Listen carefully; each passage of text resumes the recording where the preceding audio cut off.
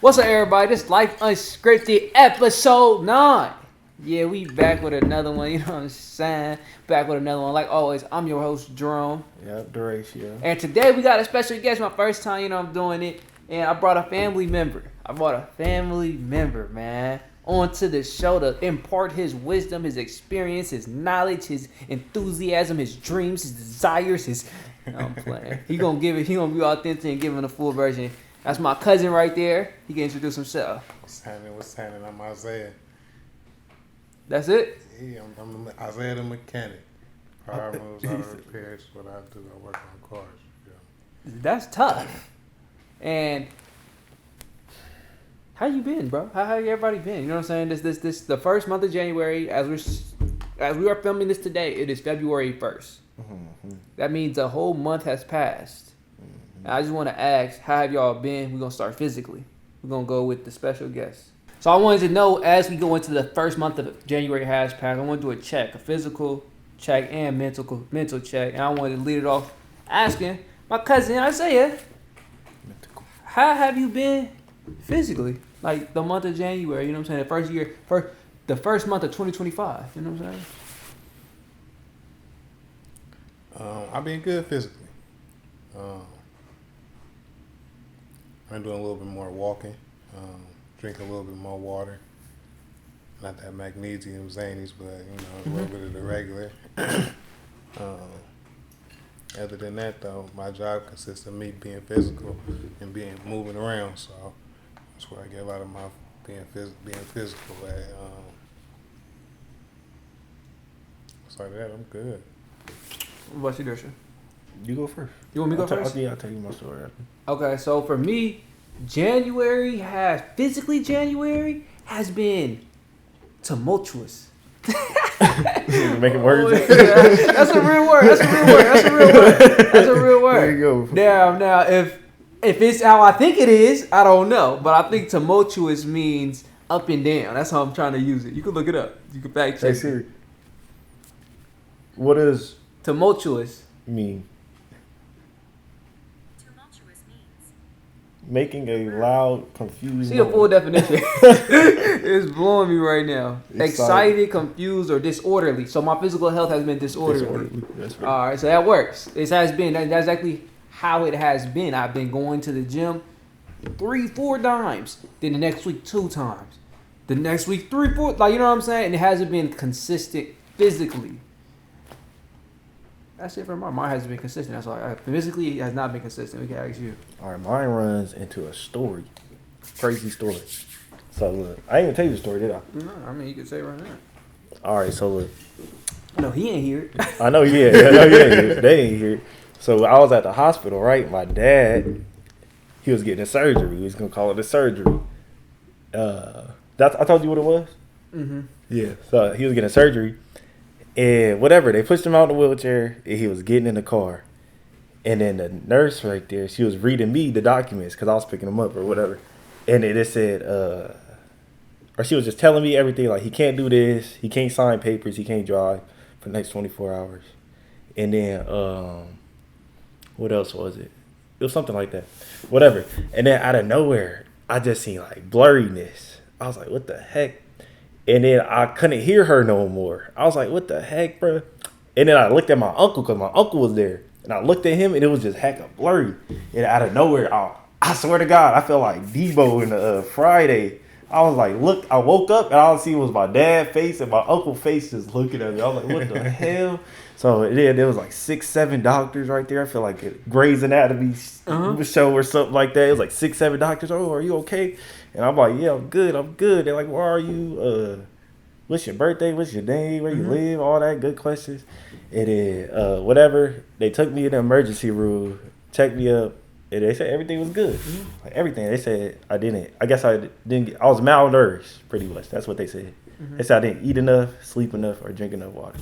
And that's why you fainted. Yeah, that's why I fainted. So obviously, if he fainted at the end of the month, what do you think his physical health was before that? It was deteriorating. It most definitely was. So take care of yourself. So what was the word you used to describe your physical health?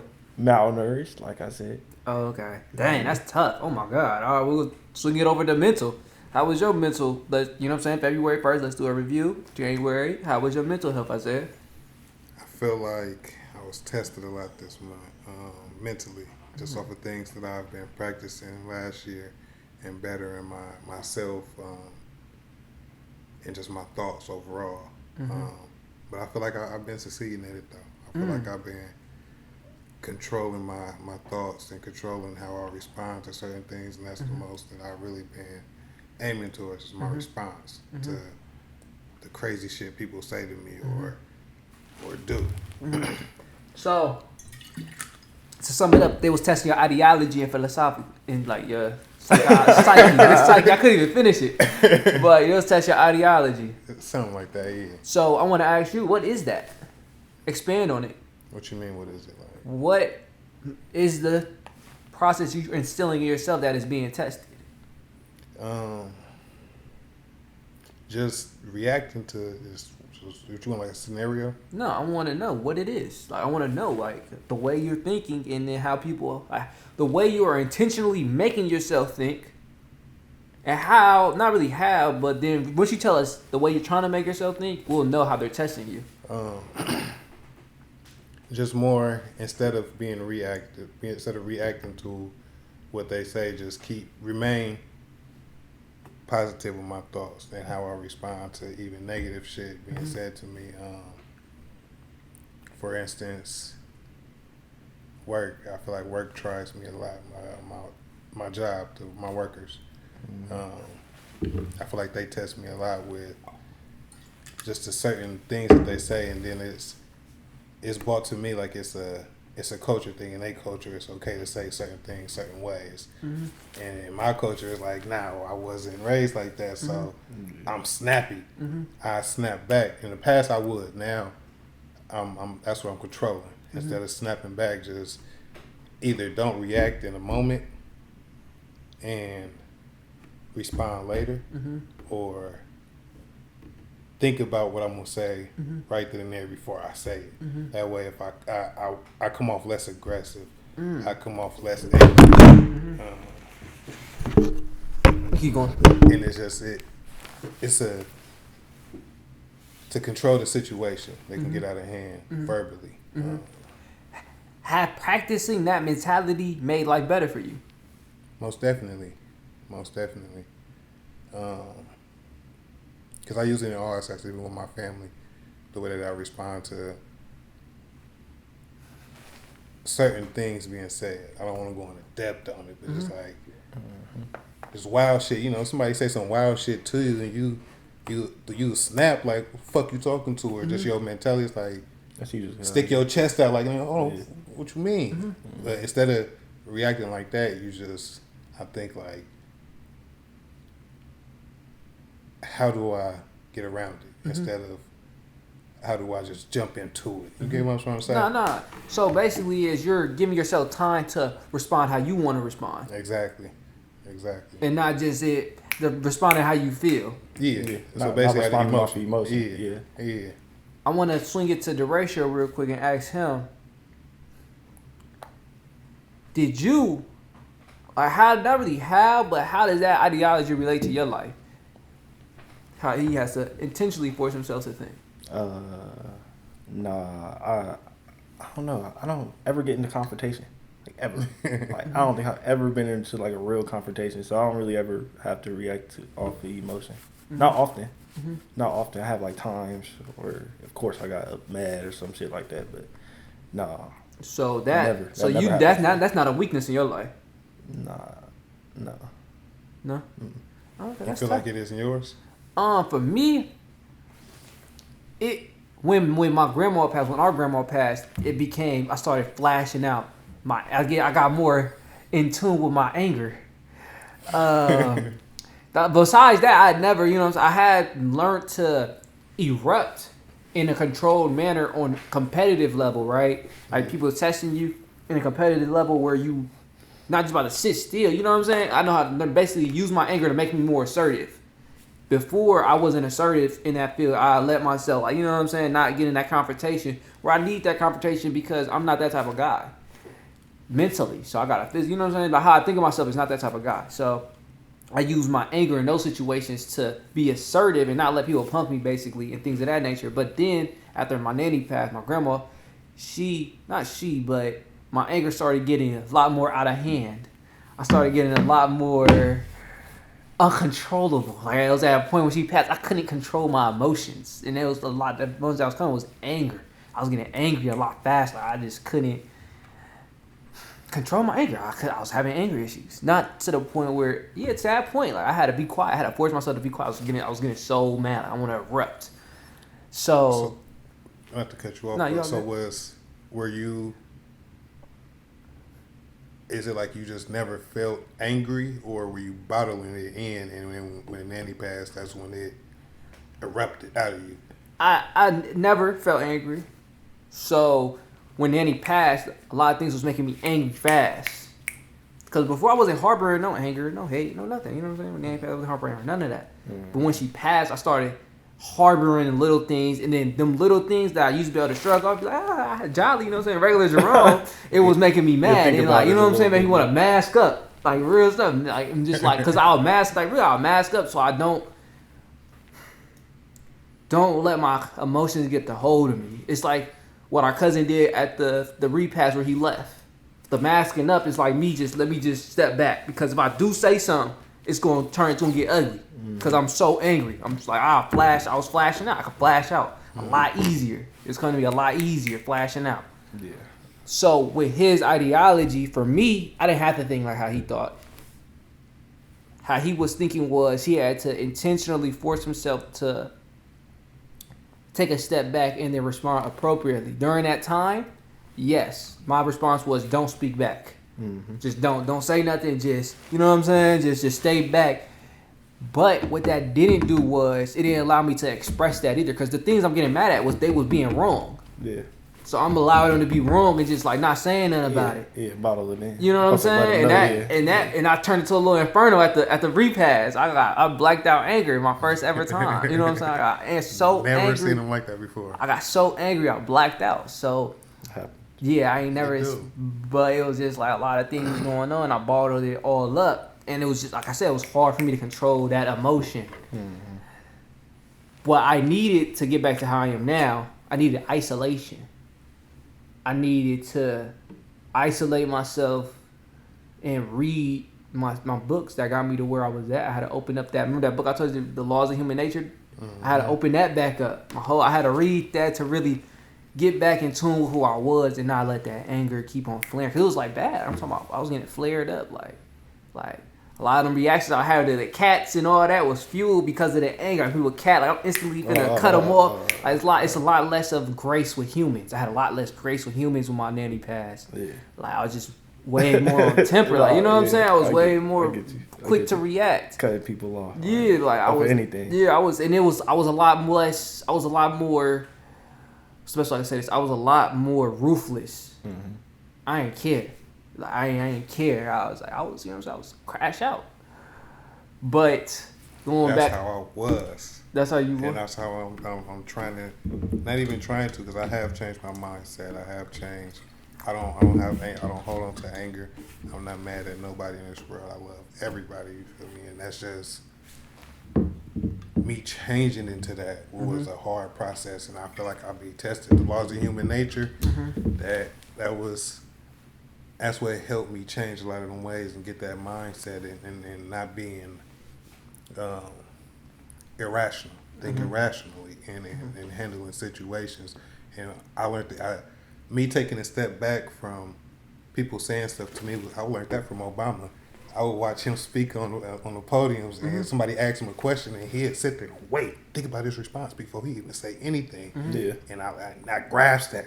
And I'm like, I got to learn how to do that. Because to not be able to respond in the innocence to where, man, I'm going through some shit now with my daughter and her mom, and I'm able to guide her, like, just don't respond out of anger. If you mad right now, don't say nothing to her. Go sit in the room. No, facts. Step away before you respond out of anger, because you're going to say something and it might hurt somebody's feelings, or it might really cut deep. And that's not your intention, but out of anger, that's how it's going to come off.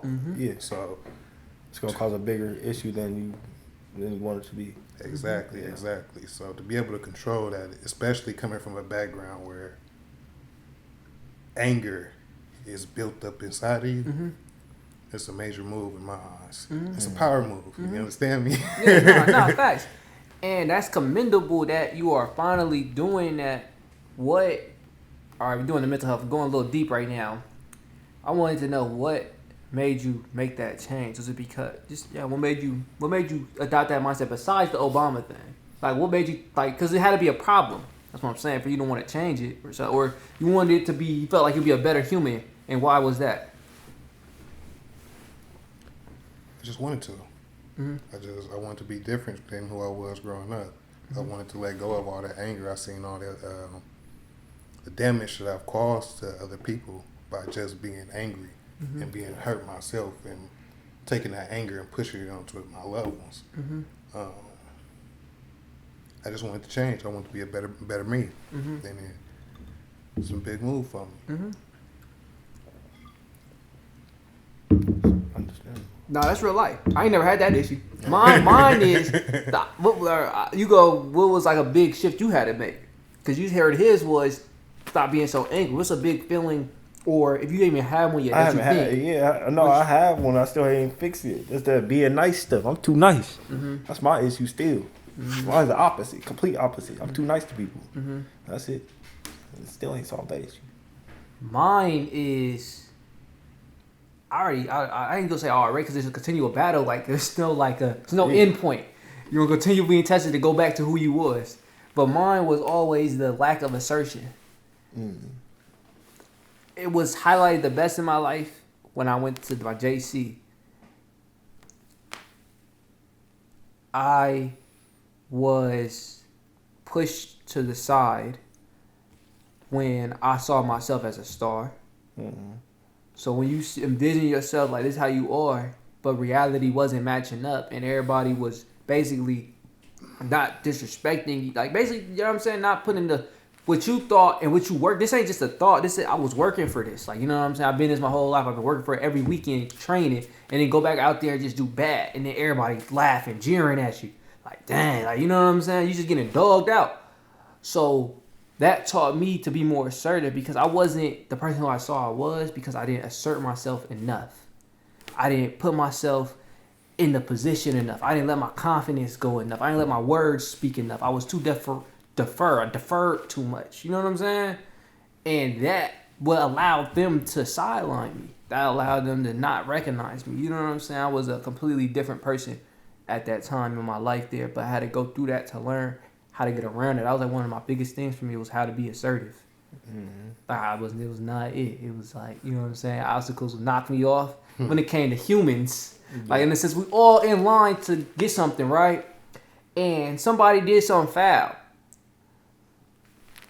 You could attest to this. I wasn't the one to really fight back. I'm the one to really like, oh, okay, like it's all good. That type of way. Yeah. Like in the group chats where they start, it's all good. Like, you don't even gotta go that way.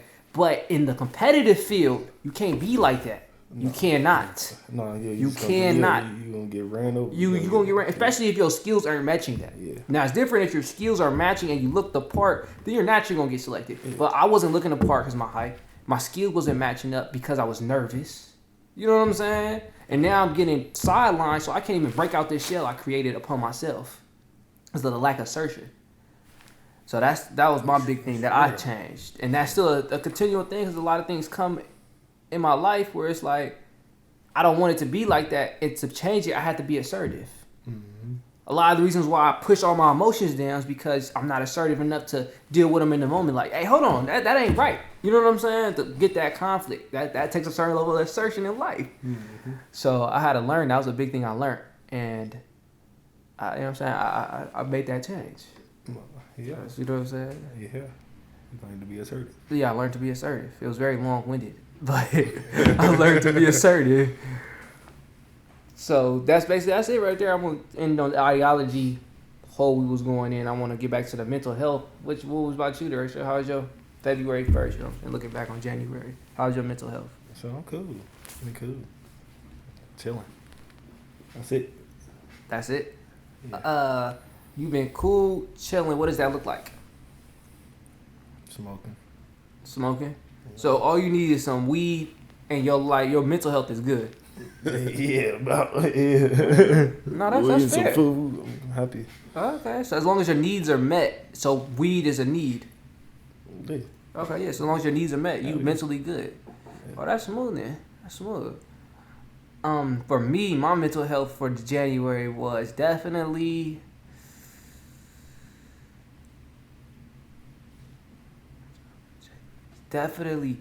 it was challenging. It was challenging because I still had to run the business. So everything, like when it come to sales, came down to me. Mm-hmm. Then I also was fulfilling the orders that came down to me. Then I also was trying to get this podcast running. That came down to me and him. But a lot of the heavy lifting came on my back because of the editing skills I have and then the knowledge I had. Mm-hmm. So then trying to push all of that at the same time made it a challenge. Then I still had to trade. So I still had to perform on the trading. And this month was the worst month I ever had trading. Mm-hmm. So then that made it also a challenge. So it was definitely a challenging month for me mentally. But I'm glad, you know what I'm saying? I'm happy. I love life. But yeah, it was definitely a challenging month and I learned a lot of lessons from it. One lesson I learned was running the business wise. I got a formula. And it worked. So I passed that test. The fulfilling orders, that just, you can't be lazy. The podcast, I got a formula with that too. It's just going, you know what I'm saying? You got to work. You got to do that nasty work. And then the trading, I was in a negative pattern. And I needed this month to show me that I was in a negative pattern because once you do something twice and it hasn't changed the outcome, you are essentially insane because you're expecting the outcome to change. You're doing the same thing. All them times I was trying to flip. If I just switched to grow, I'm hitting. I don't know if y'all familiar with this, but let's say we gambling. You have a unit size of $30. So every hand in blackjack you risk $30. But for this hand, you risk $60, but you're gonna make 5x that. So 3 times 5 is 150. You're risking 60 to make 150, right? I won. We all won, right? And then the next hand, because you're trying to flip, that one hand you lose all your earnings from that last 5x. That broke me. Seeing that, I said, "Whoa, I'm doing something wrong. I'm doing something wrong." So I had to switch it up right there. That's what made me switch it up. I was like, I can't do this. This don't even make sense. How I win 5x and lose all the earnings in one trade? The next one, that flipping wasn't it. Okay.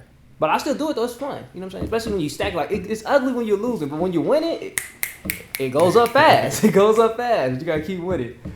But yeah, no. So that's good that we heard all the little mental health. That's you good. You was challenging, tempted. Mine was challenging too. Now I just we got that all done. I wanted to go into the first topic is the way the environment has impacted your life. And I want to start with Zay because he lived in the urban community. You grew up there, right? Yeah, I want to start with, you know what I'm saying? You could say your age too, say, nah, OG is. I'm 33. What you mean by the environment? Growing up in that, how has that played a role in how you live your life today? Growing up in that and what you did in that too. You know what I'm saying? I definitely was a product of my environment. From Oakland, California. So I ran the streets. I did all the sold drugs and hustled and shit. So just growing up and seeing the OGs with the nice cars and all the money and shit, it's like, shit, I could have that too. That's all I gotta do to get up out of here. It affected me and made me do. I'm not gonna say I idolized it, but it's like hustle was like a drug. You could start off with selling weed and move up to bigger things. The more deeper you get into the game.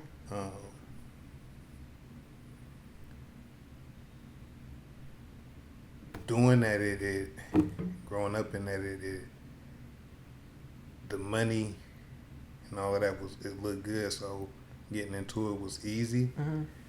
Getting out of it was hard. Now, before you go any further, I want to pinpoint this, and I want to ask. I don't even want you to answer it right now. I want you to say something about it.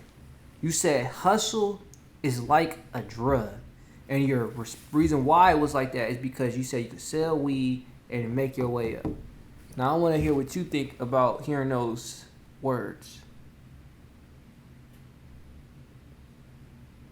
I ain't got much to say about that. You much? No. So how them? I can't relate to it. Okay. Yeah. What I can't relate either, but I can relate. What it showed, what that process brought to me, said hustle is a drug. Weed you could scale. What that told me is motion is a drug. Success what kept him in it. Because if you growing, if you got weed and you getting better and bigger, that means you're having progress. And then seeing that progress and what came with it made the hustle so glamorous. Let's say the same thing for your business you got right now. Motion is a drug because I started off with just 2 wrenches. Now I got a whole shop with 20, 30 cars in 5 different states. Started off with just me and grew into 5 different people. You know what I'm saying? Yeah. That progression is what, seeing the footprints that you're leaving is what made you want to do it even harder. It's like a drug.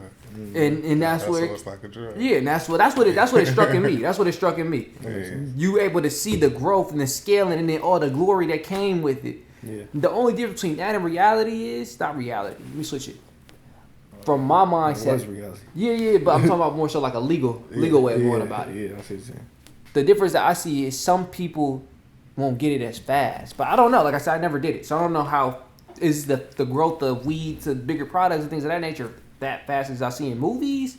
But I know in real life, not real life, in the legal world, not every business just blow up in a year. Yeah, most Or definitely. 2, 3 years. It takes like about 4 years to really assert yourself and get and start rolling and really where you see, because a lot of progress is invisible. Like with me in the trade, a lot of progress is invisible. I got a lot of knowledge up here. I ain't got a lot of show for it tangibly. You know what I'm saying? But That's how it is with a lot of things, though. That's how it is with, yeah. is it like that with the hustle? That's a question for you guys. Are we talking about the environmental side of that, being a product of the environment? I'm just asking on is the scaling of success fast, like compared to what you're doing with power moves. Yeah, I think that's why they call it fast money, though. Yeah. That's the hustle. Yeah. But shit,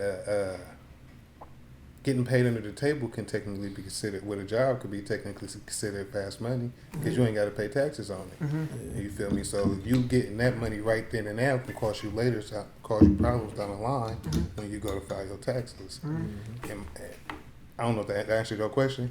No. I'll say it a different way. I asked, how fast do you scale up selling weed or selling drugs? How fast can you? Yeah. You can grow it fast depending on how much footwork you put in it. You're going to go out there and get it. And so you grinding like you grinding. Yeah, like same how thing you with grinding? T-shirts. Yeah, You feel me? You yeah. got a trunk full of clothes.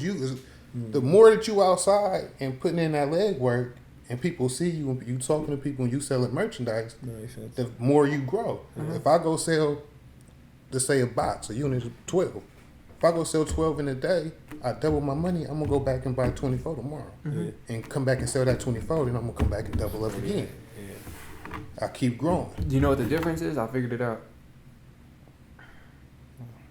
You see how you got that hustle mentality, power moves. You know, between that and some drugs, you ain't really gotta work your words as much. Yeah. The product gonna speak for itself more than this one. Yeah. Or let's say for a service that you're offering, you gotta kind of more so have more convincing skills, more like showing your perks. They know what they're gonna get with this already, and they gonna seek you out already for it. Yeah, they coming to you for it. You know what I'm saying? So it's a lot easier to sell, is what I'm pointing out. Yeah. That probably gonna cost a lot more legwork, a lot more knowledge, a lot more skill compared to this. A lot more marketing. Yeah. All right, so the question was, because I never sold drugs. You sold drugs? No, I did sell drugs. I sold my pills that I had when I did my ACL surgery. I sold drugs before. You sold drugs? Yeah. What'd you drug? Some weed. You sold some weed? Consistently or one time? One time. I did too. One time. That was one time thing. No re-ups. No re-ups. No re-ups. This is crazy. No re-ups. Got All profit. Got rid of It was all profit. It was all profit. The That's rest it. I smoked. But why y'all do that though? I did it because I could. I already had some money. It's a quick. Oh, you needed money? Yeah. I did it because I knew I wasn't taking no pills. I was like, I might as well sell them then. Well, why'd you sell the weed though? I ain't selling no weed. I thought you said you did one time. I did the pills one time. Sold the I pills. thought you said you sold weed one time. The ones I got from ACL, so them was Some perkies. whatever they were. I don't even know what they were, bro. Like I was not in some narcotics. I just know that. It was $7 some a shit pop. Some shit to get you high. Huh? $7 a pop. $7 a pop. Sold all of them. Yeah. But that's like regular stuff. Back to the question I wanted to ask you was the difference between the reason why I asked that question is because I ain't never heard nobody doing something legal and talk about it's a drug. When I said that, I meant like the hustle, the hustle mentality. You grinding to see better results. You see them better results. You want more better results. You want more better results. And that's the same thing like I see what he's saying. a dope fiend. Always chasing that high. But that's why I say, is it because you're seeing the effects?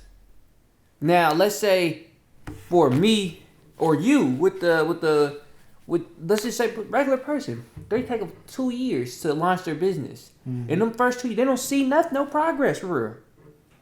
They'll stop taking the drug. You start seeing the high. Is basically what I'm saying. What's your question?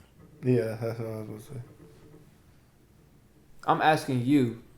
The question is the scaling of drugs quick compared to the scaling of a legal business? I can't answer that question. It depends. They say it depends. I think he answered that way. It depends on how much work you put in. Yeah. Okay. It depends on your feet. Are you networking? Now the difference I say with that is It depends on your dedication. you could put a lot of work in legally in the legal business and not make no progress. Now does the same thing apply with selling drugs? Probably not. Yeah. You could be one of those. I'm just doing it for a quick couple of bucks. That quick couple of bucks is all right. I know I'm gonna flip this and make this back every time, and I make my profit. So I'm gonna take my profit and do this, and I'm gonna keep on staying in this small little box. It's like, let's say the clothes, for instance. Instead of me taking my profit and doubling up, I'm gonna go spend it on my bill. I'm gonna go to the strip club. I'm gonna go cat off. I'm gonna remain in this 12 unit. This one unit with 12 pieces. Every time I re-up, it's only going to be on 12 pieces. So I'm taking that extra money and I'm fucking it off. You feel what I'm saying? No, I get it. It makes a lot of You sense. run it in place. Yeah. So I got a great example, but I want to hear how you interpreted what he said, because you may interpret it different than me. Because I'm pretty sure you did. I'll just put it in weed terms. If you buy a P and then you go sell the P, why not get the money that you sold from selling the P and go buy 3 Ps and sell the 3 Ps, and now you could go get however many more Ps, 9 Ps. I'm hearing it. I got 2 questions. First one is the difference between that and the legal. You can't just start a business and instantly get a sale. Nah, yeah, that's the difference.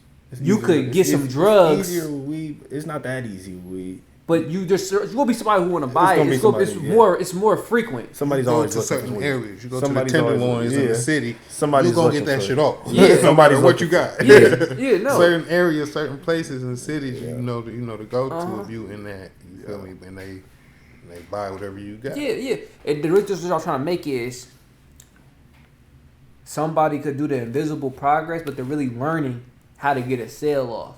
They're really learning how to market well. Like when you selling drugs or something. I never did it so this is all theoretical. I never did this. You know what I'm saying? I just went outside. Hey, I got this. They said, oh yeah, here. I got some money for you. That's literally how I went. I said, I got you. That's crazy. That's funny for me. He told me it's a grown adult out here buying drugs. He said it's a grown adult out here buying drugs from a kid. I wasn't a kid though. I was 18. I was 18 up. I was 18 up. I was like 2019. I got my surgery, so I was 18 for sure. Okay. But yeah, I went outside. I said, I got these. You want to buy them? And he was like, yeah. How much? $7. That's how it went for me. That's how easy it was. That's what I'm pointing out, how the ease of selling. Like if I can't just go outside and say, you a terrible salesman. How you let him give you the price? He said how much? I said $7. Oh, I thought you said how much. Oh no. I said $7. I said I didn't know if that was right. I just gave him a number. Yeah. He was like, okay. 10 would have been too high. Yeah, I didn't know. I had no clue, y'all. I had no clue. You should have went high and let him go. I didn't know what high was. Oh, okay. You got no reference point, Derecho. No reference. 20. You see what he said? Yeah, that's crazy. I couldn't even fathom that little thing. $20. Yeah. Like a coin. It was smaller than a coin. I think they're about $10 right now. I have no clue. Yeah, depending on what it was. Yeah, you got more knowledge. I ain't that. You know what I'm saying? I had nobody. Some of my parents, I wasn't gonna tell them I'm selling drugs. My mom knew though. She encouraged it. My dad did it. My mom knew though. She encouraged it. She That's said, hilarious. Okay. Now I wouldn't say she encouraged it. But she knew. You know what I'm saying? She knew. She wasn't mad at it. She's like, okay, yeah, get your money. But what I'm showing is the ease of how you got to sell it. Like, I tried to sell some herbal products before. You got to explain it. Yeah. You got to walk them through it. Gonna be like, see the effects, show it. You know what I'm saying? Nobody's going to look at me, ooh, I want this. Yeah, I need that's some good tea. You know what I'm saying? They're not going to be skeptical. It's way less common. So that's what I pointed out. That's why I got the answer now. The difference between the mentality like, oh, this is a drug legally is because it takes more effort to see the results. Yeah. Now, I may be wrong. Like I said, theoretically speaking, my little experience now, it may not be that easy as I'm making it seem. But that's from what I hear. That's how I'm making it out to be. Do you agree with that or no? It's different. I'm a little off. I'm gonna be honest. You lost me. I didn't get that last point. I heard what you said, but I didn't. I was gonna ask you what you mean by that. You can explain it. You explain it. Go ahead. You get it? No, I get it. But that's a lot of explaining. You got it. You said the last part, but if he ain't get me saying it, I'm gonna try again. He may get you saying it. I said people think hustle, like how you said. The hustle is a drug because you get this, you see what you get from doing that, now you want more of that, right? Mm. People don't have that same mentality with moving a legal business because, one, they don't see the results as fast.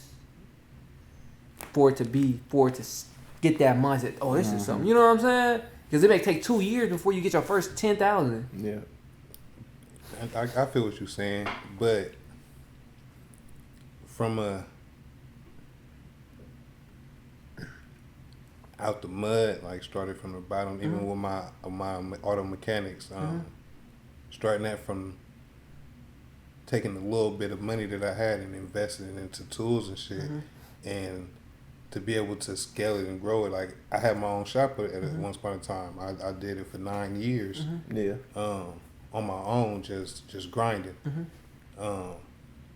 Not really big on social media. Mm-hmm. I pushed it on social media, but I had the accounts, but never really pushed it. Mm-hmm.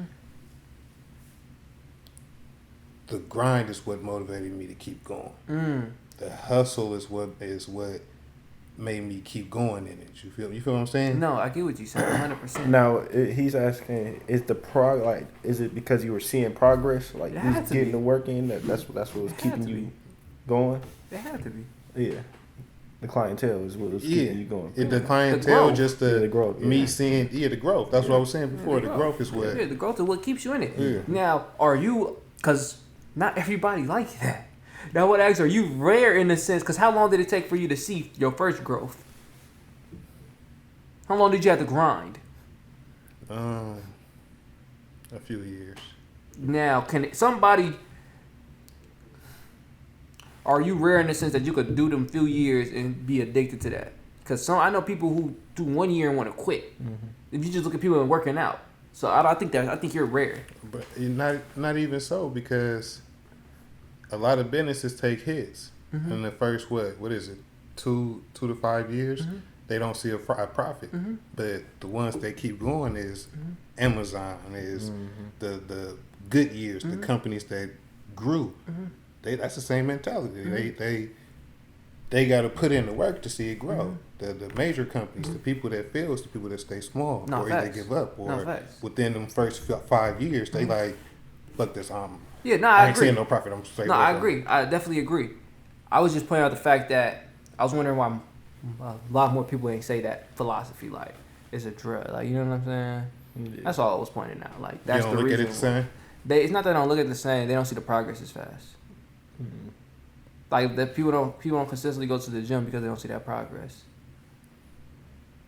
But I heard people in the gym say it's like a drug. They're the ones who kept it going. Yeah, I see what you're saying. Who kept it going. Yeah, I feel you.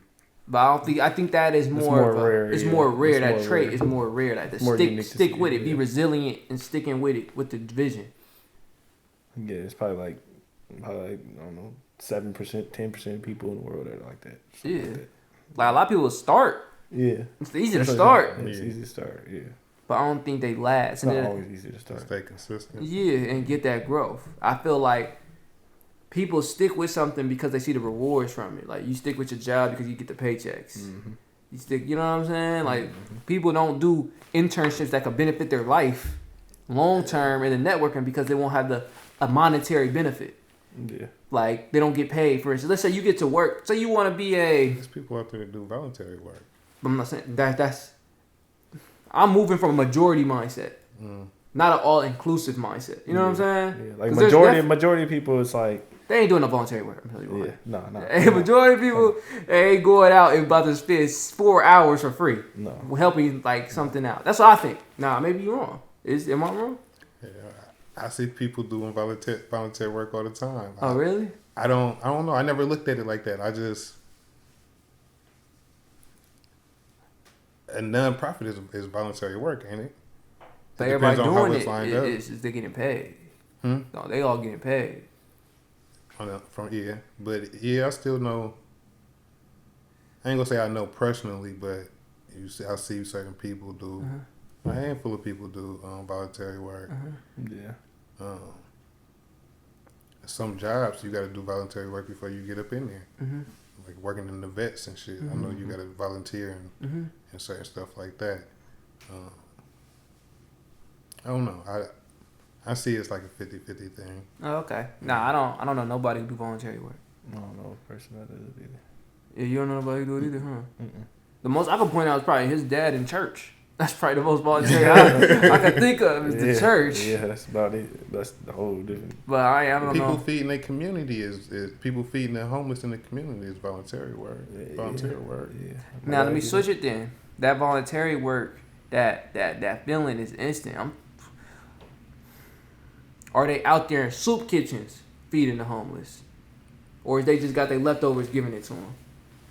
Nah, so my dad, what he'll do every Thanksgiving, he'll cook them meals, like make them plates and everything, go pass them out. Nah, that's tough. That's what I'm saying. That's voluntary. That's you know what I'm saying. But I'm saying more so like I don't want it to be. I don't want to label. I'm not saying it's a bad thing. I'm not putting no good or bad on it. But I'm just saying like I don't think the people I know, like I can say like you say giving some leftovers is voluntary work. That's what I'm asking. In a sense, yes, but it's voluntary is doing something that you're not getting paid for. You voluntarily taking time out of your day to go do something for somebody else. Okay. Whether it's a group of individuals or it's just one individual. You doing it is because you just doing it. It's not because you getting paid for it. Nah, I get it. So then what was I thinking about? I guess voluntary work is that. I just didn't think the majority of people was taking time, like a 4-hour span out their day to help people. There's a lot of people out there like that. Yeah, I don't know them. I mean, I probably don't. It's probably more than I know this out there. I know it's more people out there that do it. Oh, let me switch it then. There's definitely people out there. Out of 100%, what do you think the percentage out there doing that? We will give your answer first. Out of 100%, who of the world? What percentage you think is giving 4 hours of their day? Not every day, but like, you know what I'm saying, 4 hours or something. Of the U.S. Consistent. Of the U.S. Just 100 years is what a U.S. The U.S. 1%. It's not that many. 1%. I don't know. I'm horrible with percent, but I would say like. 50 is half. Yeah. Let's go from there. 30 to 40, between 30 and 50. That's a lot of people. That's a lot. Okay, I say, but like you say, you got different experiences. You're older, you've been through a lot more, and know more people maybe. I give my percentage as like 5. We 5, 7. No Google more than it, pull 10. it up. Huh? Pull it up, Google.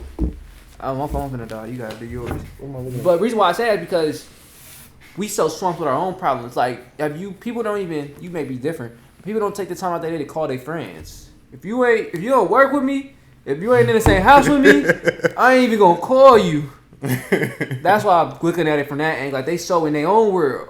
You gotta be kind of conquer your world to help somebody else and lift them up. Do you get that or no? I do. That's why I put such a low percentage though. It says in 2023, it says 28%. 28%. That's it. He hit it on his nose. Yeah. 28% of people. Yeah, that's a lot of people. Did it phrase it like how we did? What do you mean? Like the 4-hour spans, like doing like cheer. No, I just said that they're. Because they may just be 20% giving out food. No, it could be 20%. It could have been 28% just signing up or something. Yeah, give me that little leftover right there. That's hella funny. Have you ever did voluntary work? I did the soup kitchen. Like you say, doing what my dad did, yeah, did it with him before, yeah. Explain that. So I can see if this compares more. So what he do is he get up hella early in the morning. Every Thanksgiving he get up hella early, like 3 in the morning, 4 in the morning.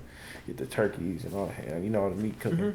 And after all the food get cooked, he'll make like 20, 30 plates, take it down to the park, and pass it to the homeless. He'll pray for them, and that's it. And now you helped them with that.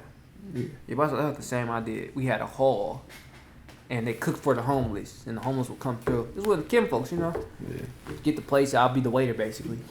But you got any, what was the last, you know what I'm saying? I don't think I ever did that. I help homeless people all the time, though. I don't. But it don't have to just be homeless. Always just be homeless. It could be the anything. orphan, the impoverished. I don't know. That's just because That's I like don't go just to an orphan. Yeah, it could be like somebody. It's I don't just know basically where- supporting Yeah, I don't somebody. know when it's at. I guess I did a lot of voluntary work, man. My friend Mike, I helped him out, but I lent took him some money. Yeah, I did this. I did that's that. technically voluntary work. That don't count though. What? That don't count, bro. No, It don't count when it's your own people. That's It way. don't count when it's your own people. You doing it out of love. You feel me? Love replaces the money. It don't count. You know what I mean? You don't them strangers. That does make sense. They strangers. Yeah, strangers. When you actually go out your way to help somebody. Or like do go something. clean up the ocean or something like that. Yeah, You know, yeah. pick up the Pick up plastic trash bottles on or the side of the road or some shit like that. something crazy like that. Yeah. He said something crazy. You serious? Mama said that. You ain't doing that type of shit. You doing all that type of shit? Come on, man. We trying to stop the forest fires and everything. Come on, man. Yeah, no, that's real life. But going back to your answer, you never gave. Like, you sure you never did nothing like that? Not no like passed out food on Thanksgiving or nothing like that. It is one of my plans to eventually do like a Thanksgiving giveaway, some shit like that. Pick somebody and just donate. I always thought about like going through my whole stack. I got a stack of invoices. Going through going getting like a few of them and just get buying turkeys and shit for them. Just random help people out on the holidays. Yeah. But I haven't done it yet. It's an idea that I just been thinking about doing. For me, and we give our voluntary aspirations, right? That's what we doing right now. Voluntary aspirations. Mine would be more involved with the impoverished or less fortunate kids. I like kids a lot. I do like kids. They naturally gravitate to me, and I bring good energy. They always have good energy back. I like having fun, playing around with them and things of that nature. I want to be a role model in their life and help steer their life. You know what I'm saying? Like, be a good example in their life and be in the support that they may not seen or needed. You know what I'm saying? I want to be that. That's mine. Like, be help orphanage type of stuff. And, Be a big brother. you know what I'm saying? That type of vibe. Nice. I can see you doing that. Yeah, I can see you doing Yeah, that. that's just what I thought of right now. Having Literally, your like little right brother now. that's running around with you. Yeah. He'll pick you up certain days of the week. Yeah, nah. I can peep that. Like being like a role model. That's what mine would be. Yeah. Who, me? Yeah, you got any voluntary aspirations? No. You want to have? Nah, you want to have any? No. Do you feel like? Why do you not have none? Why you don't want to help others? I do help others. I do it all the time. Mm-hmm. I'm not used to. Strangers. Yeah, I do. You do? Yeah, I used to. Especially when I stayed alone. Mm-hmm. Like, I used to always get this one homeless dude. He used to take care of his dog a lot. Mm-hmm. I used to give him my food all the time. Mm-hmm. Like, leftovers. Mm-hmm. Take that. He always give his food to the dog. You don't see yourself doing more than that, though? Nah. Only for people I know. I don't think I'll do it for strangers. No? Nah. Why you think you have that mindset? Let me, before you even answer that, I want to ask, why do we have this mindset? Why we want to help others? Why you want to get up and do something for them? Why you want to give turkey? Why do I want to do something for the less fortunate? I know why I don't. You go first. What we think? I think I can think of mine on the spot. Because I help people all the time. Not strangers. The people that I know. But the people who you know that you helping, do they even need it? Or could they find somebody else if you say no? Yeah, they can probably find somebody else, but still. They may actually need it though. You know what I'm saying? Yeah, I don't ask. Do you really need me to do it? I don't ask them. I do it. I got a question for you. Is that because you're too nice? Yeah. So if you could be meaner, would you say no? And certain things. Not do it. Certain things, yeah. Yeah, certain things. Hell yeah. I wouldn't say hell yeah, because I don't ever be like dreading it. Do you like, want to say no? Sometimes though, yeah. Sometimes I'm like, I'd rather just sit here and sleep or play the game or, do something. Not drive over here and do this. Mm-hmm. You know? Is that for everybody in that house or the people that you feel that you owe something to? No, that's everybody. I feel like everybody. Yeah. I got comfortable with saying no. Yeah, I did too. It don't hurt my feelings. You won't be mad at me because I said no. Go for it. Yeah. No. I did too. I did too. I can't do it. Why do you want to help out? Because I know what it's like to be without. Mm-hmm. I don't mind if I see somebody that need help and it's my last, I give them my shirt off to my back. I done gave kids, I done seen little boys walking around sagging their pants, throwing my belt. Because I know I can go buy another one. I'm going to see you tomorrow. If I just keep driving, you still ain't going to have no belt on. Throw this on, little bro. Hold on, I made it seem like I don't You know. did. Yeah, That was crazy, bro.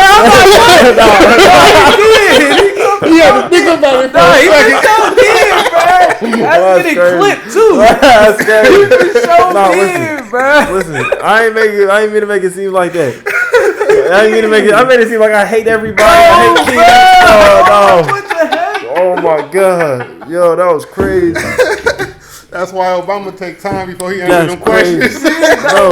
Oh my god. I was confused. I was like, you that? No, not like And that. if he starts saying no, he saying no to everybody. No, listen. Know that. Listen. No, yes is coming. That's necessary sometimes. Oh my God, when that's you funny. trying to change, it's really or No. you just trying to be different. You got to be able to say no. It's cool to not you not either not wanting to help or not. It's your shit. You if it's money, you work hard for it. Yeah. If you want to say no, who are you to tell me that I can't say no? Yeah. Not facts. You feel me? Not facts. Yeah, Now, say no. like you use tense redemption. Yeah. Shake back. Listen, Explain Oh yourself my God. again. Explain yourself. I'm not gonna be like, I ain't against giving to people. You know what I'm saying? There's always been times I like it's a homeless dude needed. I see he needed something. I see he ain't. You feel Let me switch it. If I ask you, I'm finna go to this orphanage to help out with the kids. Yeah, I go with you. Hell yeah. Okay. I now have a blast too. It ain't like I'm like against it. No, hell no. I ain't mean to make it seem like I'm against giving. Hell no. Yeah, I feel the feeling. Like it's a good feeling to doing it, but I'm not just gonna, I guess, go out my way to do it. I guess. I gotta be in the mood.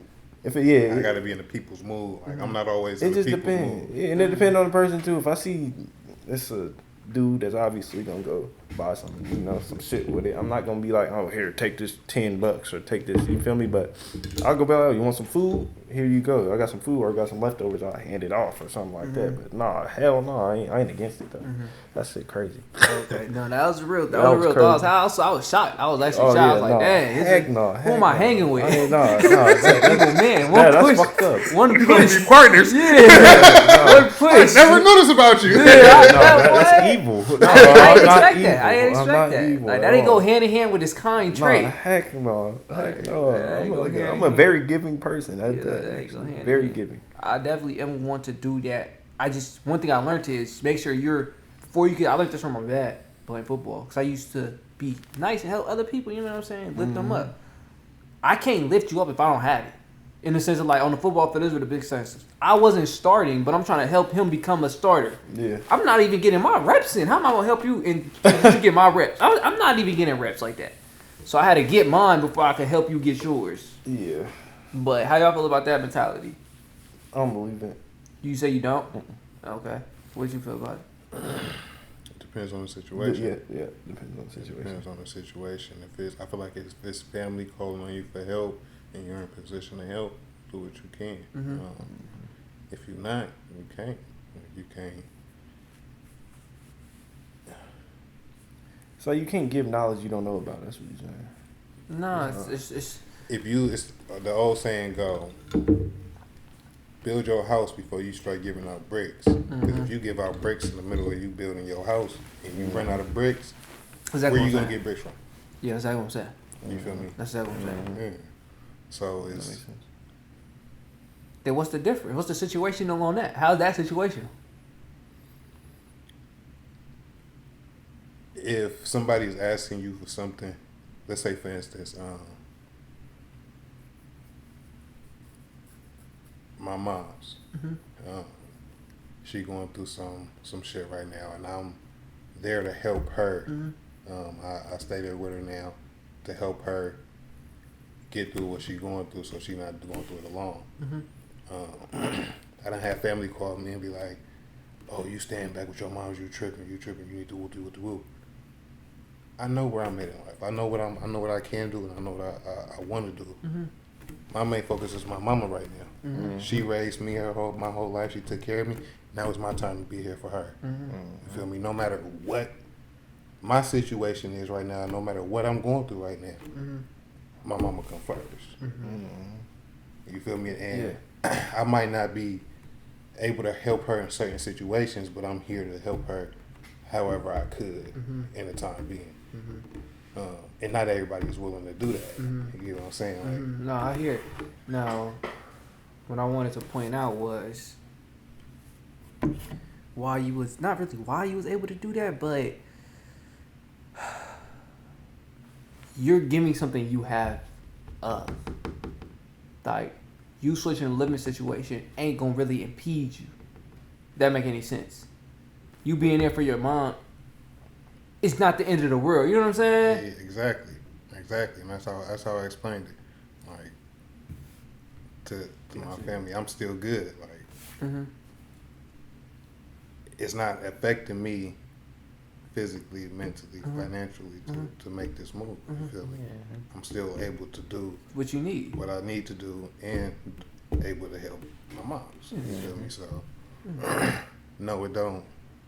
You say inflict? No, it don't impede me. It don't Stop your progress. Yeah. So then that goes back to my thought of you giving what you already have, though. Because let's say, for instance, with mine, because it came up, the reason why I brought this up was the football. I was giving things I didn't already have. Like, I needed them reps to get to where I needed, and we on the same time limit. I say it's possible because it's like, all right, I'll give you an example. All right, listen. I guess it's that's still the work sense where it's like giving a woman advice in her relationship. It's like you can't. It's kind of hard to give a woman advice, but you can, even though you ain't never been through what she been through, obviously. Cause I think it's more what I was looking at it as was more like a materialistic type of thing. Materialistic was. That like more tangible type of thing. Like physical, No, I see what you're saying. Oh, then it's probably not possible. Because it's like, let's say you barely make it. Let's say you making what's the number 1,600 every 2 weeks. Yeah. and they pulling from you, like, you know what I'm saying? Let's say, like, you got bills too. What you saying is, let's say, and then you try to help somebody else. You got bills, and you try to build this business. You said, let's say I'm making $1,600 a week or 2 weeks. Every 2 weeks. Yeah, that's 32 a month. Okay. And you building a business, and you got bills, and you got bills, and you got a family. You trying to build, and somebody asking for help. Yeah. No. No. Yeah, no, I can't. If I ain't got it, how am I gonna give you something I ain't got? Yeah. Yeah. Same thing. That's what I'm putting out. I was giving things away that I ain't had. Yeah, that makes sense. Okay. Or let's say, would you give away your plate and you starve for another individual just like you? Depends on who it is. Another man like you. Depends A on stranger? if I'm gonna eat again. Huh? It depends on if I'm gonna eat again. Yeah, you don't know. Depends on the position. Is it a stranger? It's a stranger and you don't know. Or y'all acquaintance. I done gave my last $20 to a person stuck at a gas station. My last physical $20. I knew I had more money lined up for me to make that day.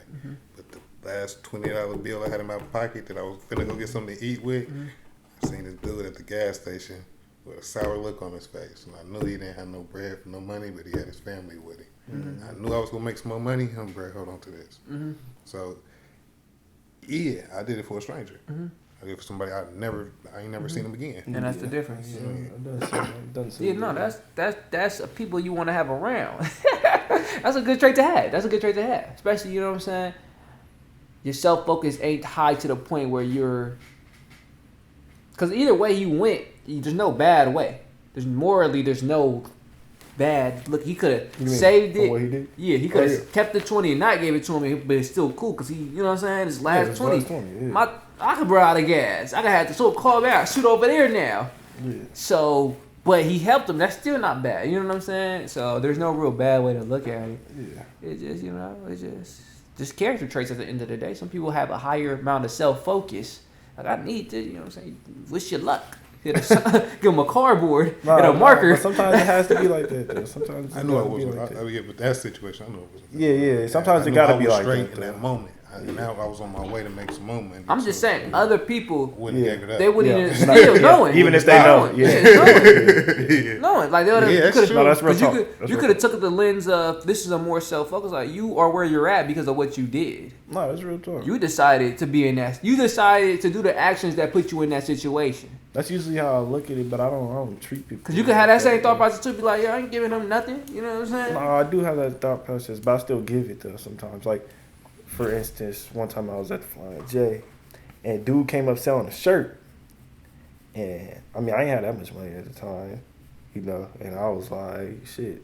He was telling me, like, he needed it. It was an old black dude. I'm like, the shirt was clean. It was a Kobe shirt. I said, all right, how much you want for it? 15. Yeah, get 2 for 25. No, he said get 2 for 30. I said, that ain't a deal. He just said 15. And it's not he said it like it was a deal. I was like, no, I'll just take one. And I gave him 20. I was like, go ahead, bro, keep it, But yeah, no, that's like, I'll do it. I'll do it. But it's just, I don't know. It happens. Depends on the situation.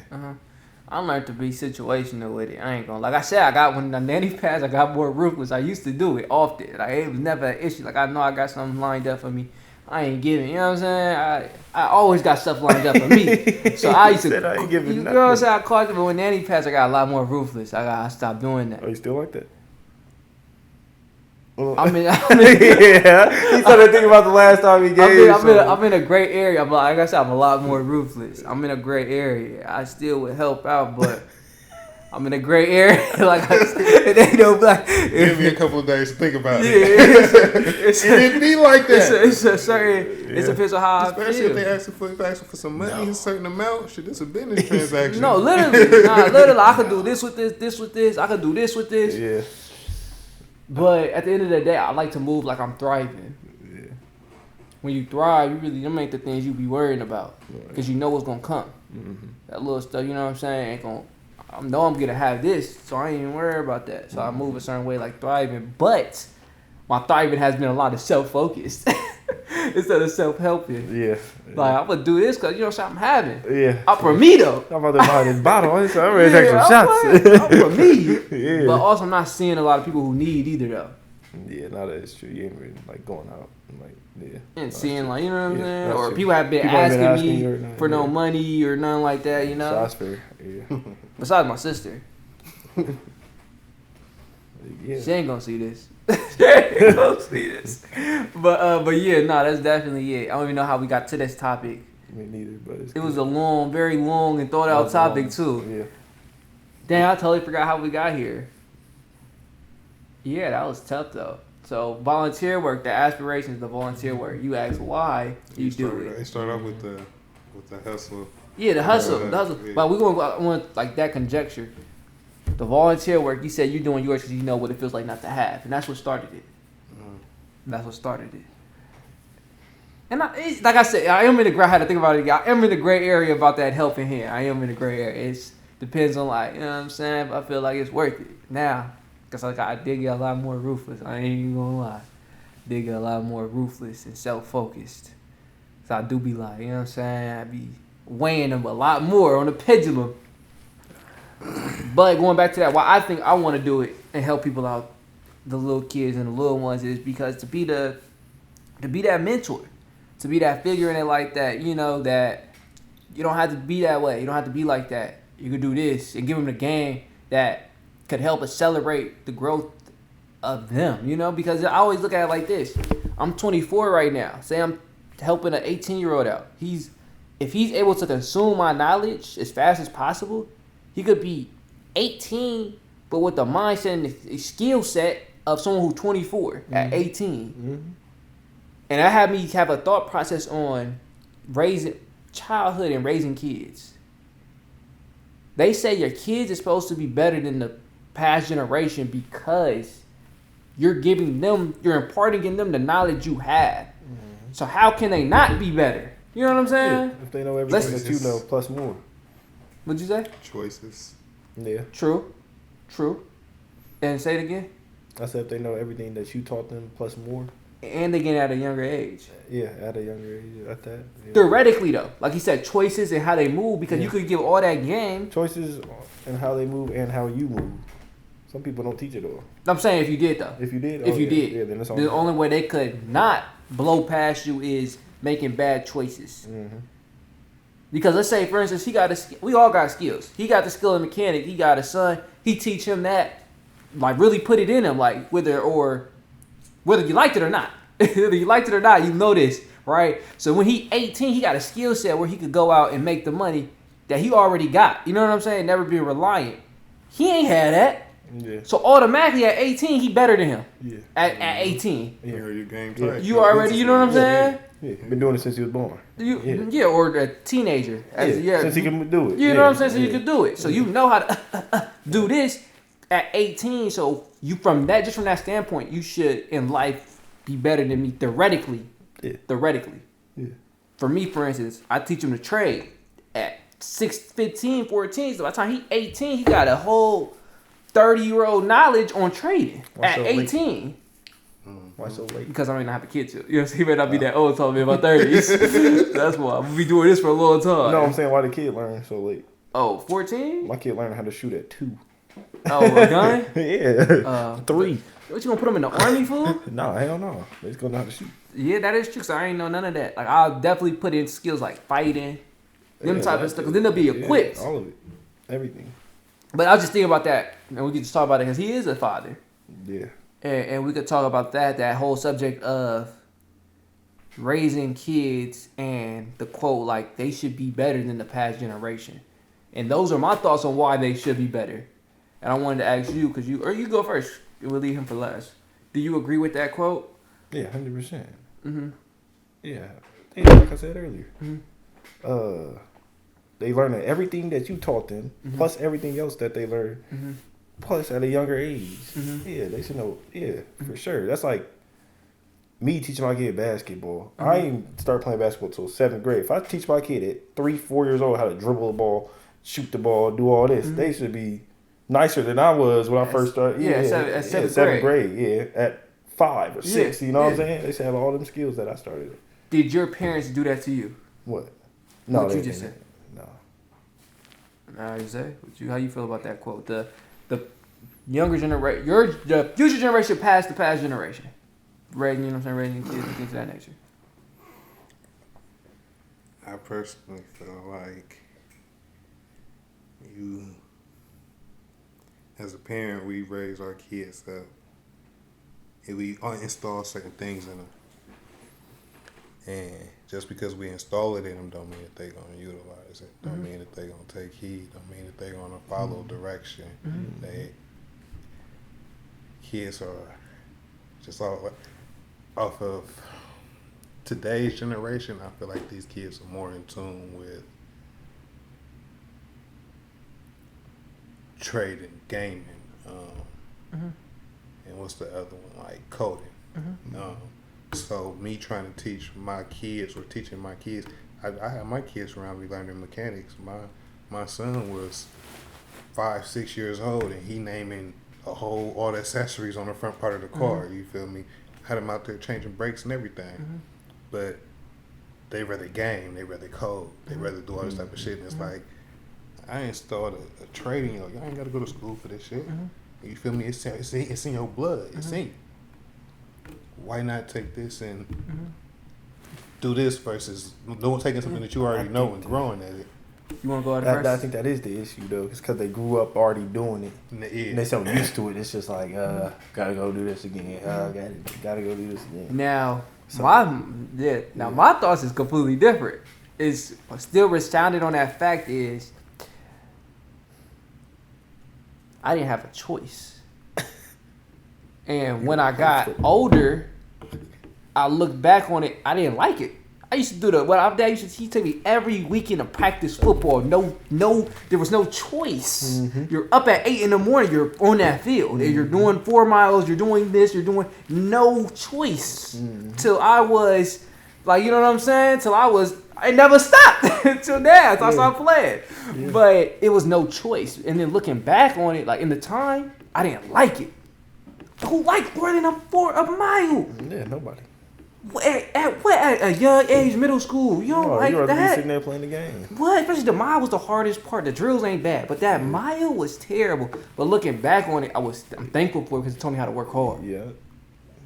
I didn't like it anymore. I was fighting it back. Like, who wants? Like, you know what I'm saying? You don't want to get up. You did it for a reason. You know what I'm saying? Yeah. And what I'm not saying is like, do you think that? Nothing. I ain't got nothing to say. But I'm just saying, when I was getting forced to do it, it instilled in me that. I got a question for you. So, if you didn't have no choice, why you not doing it today? Mental and choices, like you said, choices. Okay. So. But I still got that. Yeah, I still got that mindset. I think it instilled that hard work. Like hard work ain't nothing. Yeah. If you wanted to, like hard work ain't nothing because of that.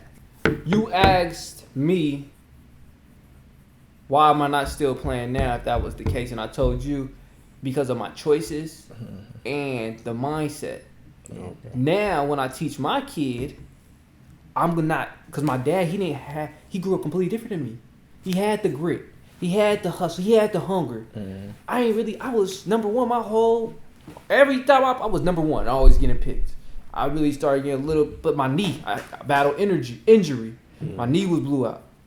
So my dad didn't come back from his injury, so how could he teach me something he didn't have right there? So I didn't have no thought process from the mental side. I was dealing with that on my own and the little support I had. But knowing that, when I teach my kid, I'm having the physical and the mental. I know how to pull that dog out of him because I had to pull it out of me. Yeah. So now we going from that ankle, so he gonna be even better than me. Yeah. You know what I'm saying? Yeah. But even though I didn't make it all the way, it was the mindset, the hard work. There ain't nothing to work for. I could go out there and grind because I got to. Like, you know, so I know how to do boring work now. That's all it was with football. You doing repetitive actions all the time. But I got there because he forced me like that. Do you think that? It's a good thing to do. Yeah, forcing your kid, because we don't have nothing, and then you could say, what you think about it. Like how my dad did me. To an extent. Because I like the video game. We played the video games together too. As soon as I got back, we was on video games the whole day. But I'm just sitting here thinking, I was forced to go to church today. It wasn't a good outcome. I ain't been to church in about 6 years. So it's just, I think it depends. Mm-hmm. I think so. Yeah, I think that's a good thing. Yeah, force them to go work out, do things. Yeah, Why did it not work out with church then? 'Cause I ain't like church. Mm-hmm. I don't think no kid like church. Mm. Also, it's church. Say it again. Some kids like yeah, some church. kids like church, but it just depends. I'm not interested in it. Some people are. I'm not. Maybe that's why. So going all them times didn't leave no Interest. no interest, no trait in you. I You know a lot still about believe it. in God, don't you? Yeah. You still believe. What's your religion? If you don't mind me Christian. asking. Yeah, Baptist. Yeah, I believe. Yeah, but I know about it. Mm-hmm. That's the only thing that it. That it left instilled in you. Yeah, I mean, yeah. Mm-hmm. I already knew not to kill people. I knew not to steal. Mm-hmm. No, I knew all the commandments, all that. But yeah. So then that means there's some things that don't stick. Yeah. Now let's say, for instance, like with his, your dad taught you how to. What's a skill that he could teach you? He taught you how to speak really well.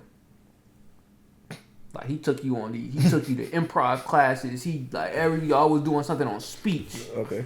Every weekend, like how you did church. Yeah. You think that, and you didn't like it like how you do it right now, but do you think, as a human, you would be better? Yeah. Yeah. Yeah. Now, is the difference between that practicality and why you don't feel the same about church? Because church, all it was knowledge, I guess. I don't know. Like, I'm just wondering, like, what would that difference be? Like, why is there a difference? I think it's just there's a skill. I didn't get no skill from church. But technically, I ain't get a skill from besides playing football. That you know what I'm saying? And you got some athleticism to you. Go back to you wasn't being rewarded from it, so also, you didn't like it. Yeah, You wasn't seeing your games. yeah. No, that's real life. And you weren't seeing them, but now you. That's why I now stopped. You look back and there are skills And they are that there. you learn from it. Yeah. I don't know no skills. Like right now, the skills I know from churches, like I said, I know the Bible, or a good amount about the Bible. I know about church. That's about it. I learned a little bit of the Jerome's. That's about it. But you learn that, like, you learn skills like staying dedicated. Yeah, stuff that's like that. it. You know what I'm Staying saying? dedicated, Dedication, resilient. stuff like that. Yeah, that's what I'm saying. Yeah. You know, That church don't teach you that? Or it didn't teach you that, so obviously. But what's your thoughts on that, Zay? What both of us just said. You want me to dial it in more? Nah.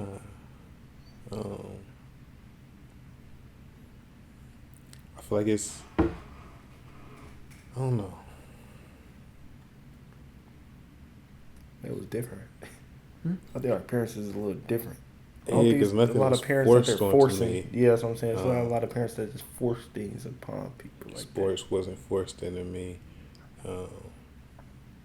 Church, yeah, I did go to church, but church was like I went to Sunday school. I went to the kids class, so it was more fun than it was learning wise or more about God. It was like, especially the church that I went to was like big and shit. So I had to go, and even as an adult, I still went on my own willingly, and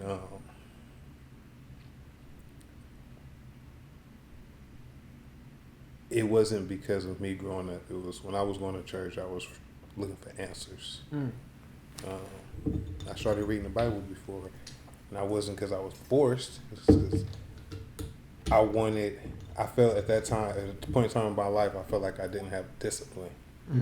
And it was either go to the army or read the Bible. And motherfuckers was telling me I was crazy about thinking about going to the army. So I was like, fuck it, let me start reading the Bible then. And it was more so for just like a way of life. But I take a lot of pride in my mechanic work, me doing mechanic shit, my the brand that I built along with being a mechanic. Because I've never been dedicated to something for so long. I never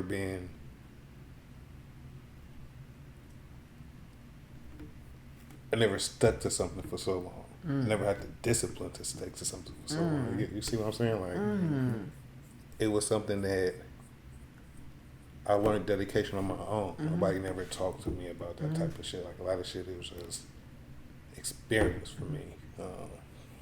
Now, I got a question. Are you instilling them traits that you value in your kids? Yeah, we had them talks, but What's so funny? because I look at it, I think I'm replaying my life as I'm talking about it. The things that was installed in me, I went the opposite way. I said I grew up in church, but I took the street route. You feel me? I seen my dad. I seen him work 2 jobs, but I also seen my mom work no job. I mean, I seen her one job every once in a while. You feel me? But she let her job to go to make sure we was right in school. Answer your question. Or Nah. your question again? I said, what are you instilling them traits? Hey, I said, yeah, we had them You had talks, them but talks. you could raise a kid up. Let's go back That's to where the he was original going, question. Yeah. You could raise a kid up in the path that you want to raise them in, but they can always go left or right. They can. It's like the saying, "I can lead you to the water, but I can't make you drink it. I can give you all the game in the world." Now,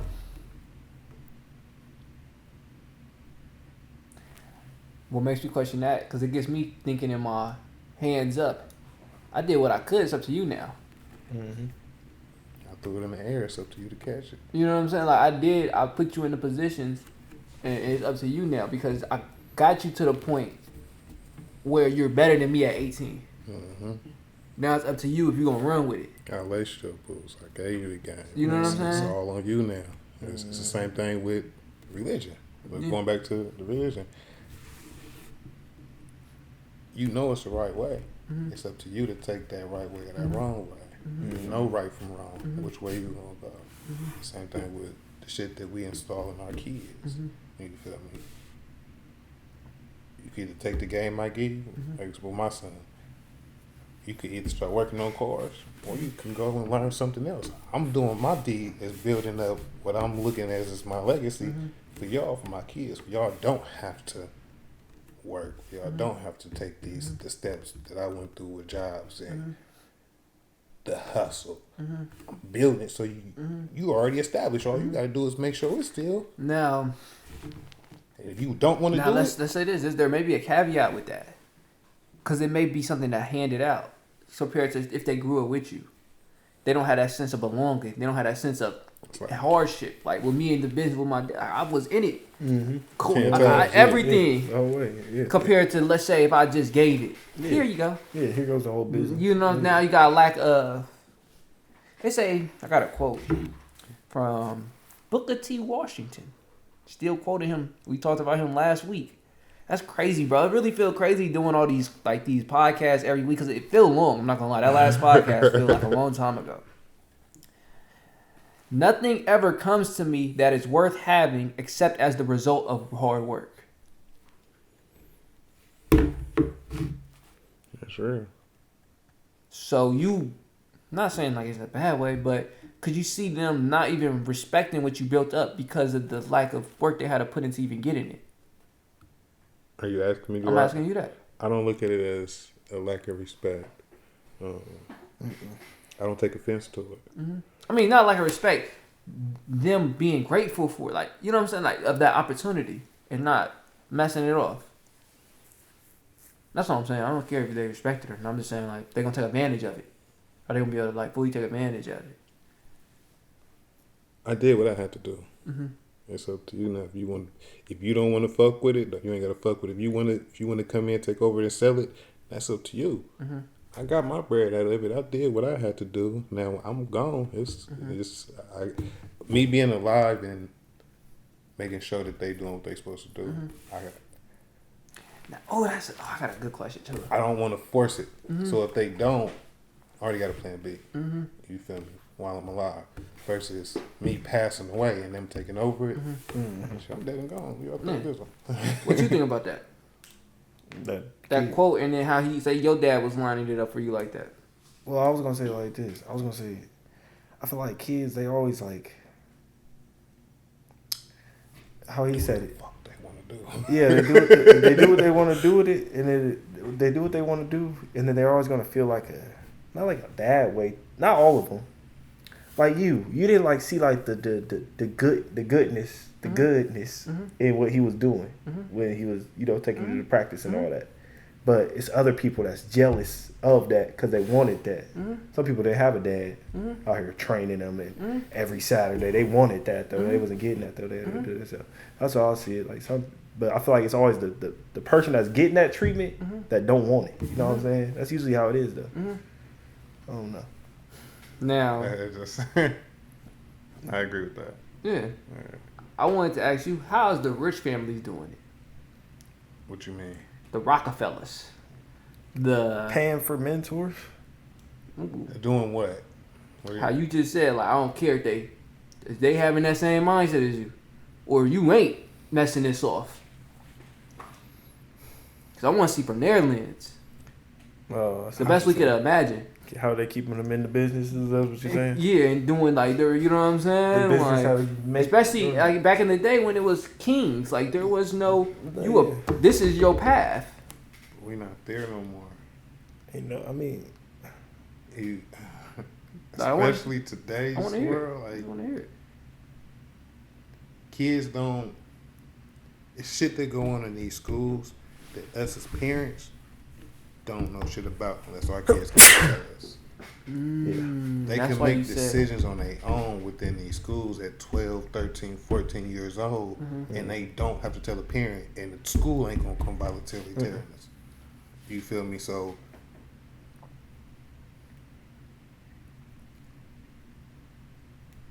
it's the best thing you can do is lead your kids up in the right way. That's the only thing that prevents this. Now, they might go astray. All you could do is guide them in direct and teach them the right way. I know I got it. I got something to say, but go on. You got nothing to say? I said what I said. I'm just saying it's a new topic. It's like a little thread. What you gotta say? I think a lot of them. I don't know nobody that's operating, but what I can see is the parents using the carrot and stick method to keep them. I can see that. Oh, that's what they should do. Say that again. Using the carrot and stick method. Yo got kids, you rich now, right? Yo dealt this business, you make a certain amount every year. That's how my dad is. For you to get the things you're asking of me, because at 18 they're fresh out of high school or whatever, they don't have that much financial wealth but they're not depending on you. But in their attention to depend on you, you use that want to dangle what you want in front of them. Using external I see what you're saying. Motivation. So, for example, Extrinsic. like, say your son that you taught all the mechanics and all this stuff like that, he at 18, he ain't got no job or whatever like that. You like, all right, come work with me. I'm going to get you this little dough or whatever, and that's how you going to make your money. That's how you get into the business, pretty much. That's what he's saying. That's how you jump him into the business. But I'm saying that's probably how the rich folk is doing it. But I don't know. Like I said, I think that they growing up seeing that they I don't know nobody parents is billionaires and they just like shit. I'm with it. Rich folks. That's how I think. Yeah, That's how I think it. I think they see it. My parents are billionaires. Let me take over the business for them. Yeah, I'm gonna be a billionaire. As kids, when you got everything you want, you a teenager. You driving Mercedes and Beamers and all that. Yeah, you attracted to that lifestyle. So you gonna constantly want that. You ain't never worked a day in your life. But if your dad leave you this company, you still ain't got to work. You just got to make sure that it's operating correctly. Yeah, and you don't even got to do that. You got somebody that's doing that for you, that you paying. Like in the movies, the son. But a big conjecture in y'all thoughts is this. Not thoughts, but referring back to that quote. Nothing I ever did that was worth it didn't come from hard work. I don't know how I said it, but something like that. If you ain't work for it, it wasn't worth it.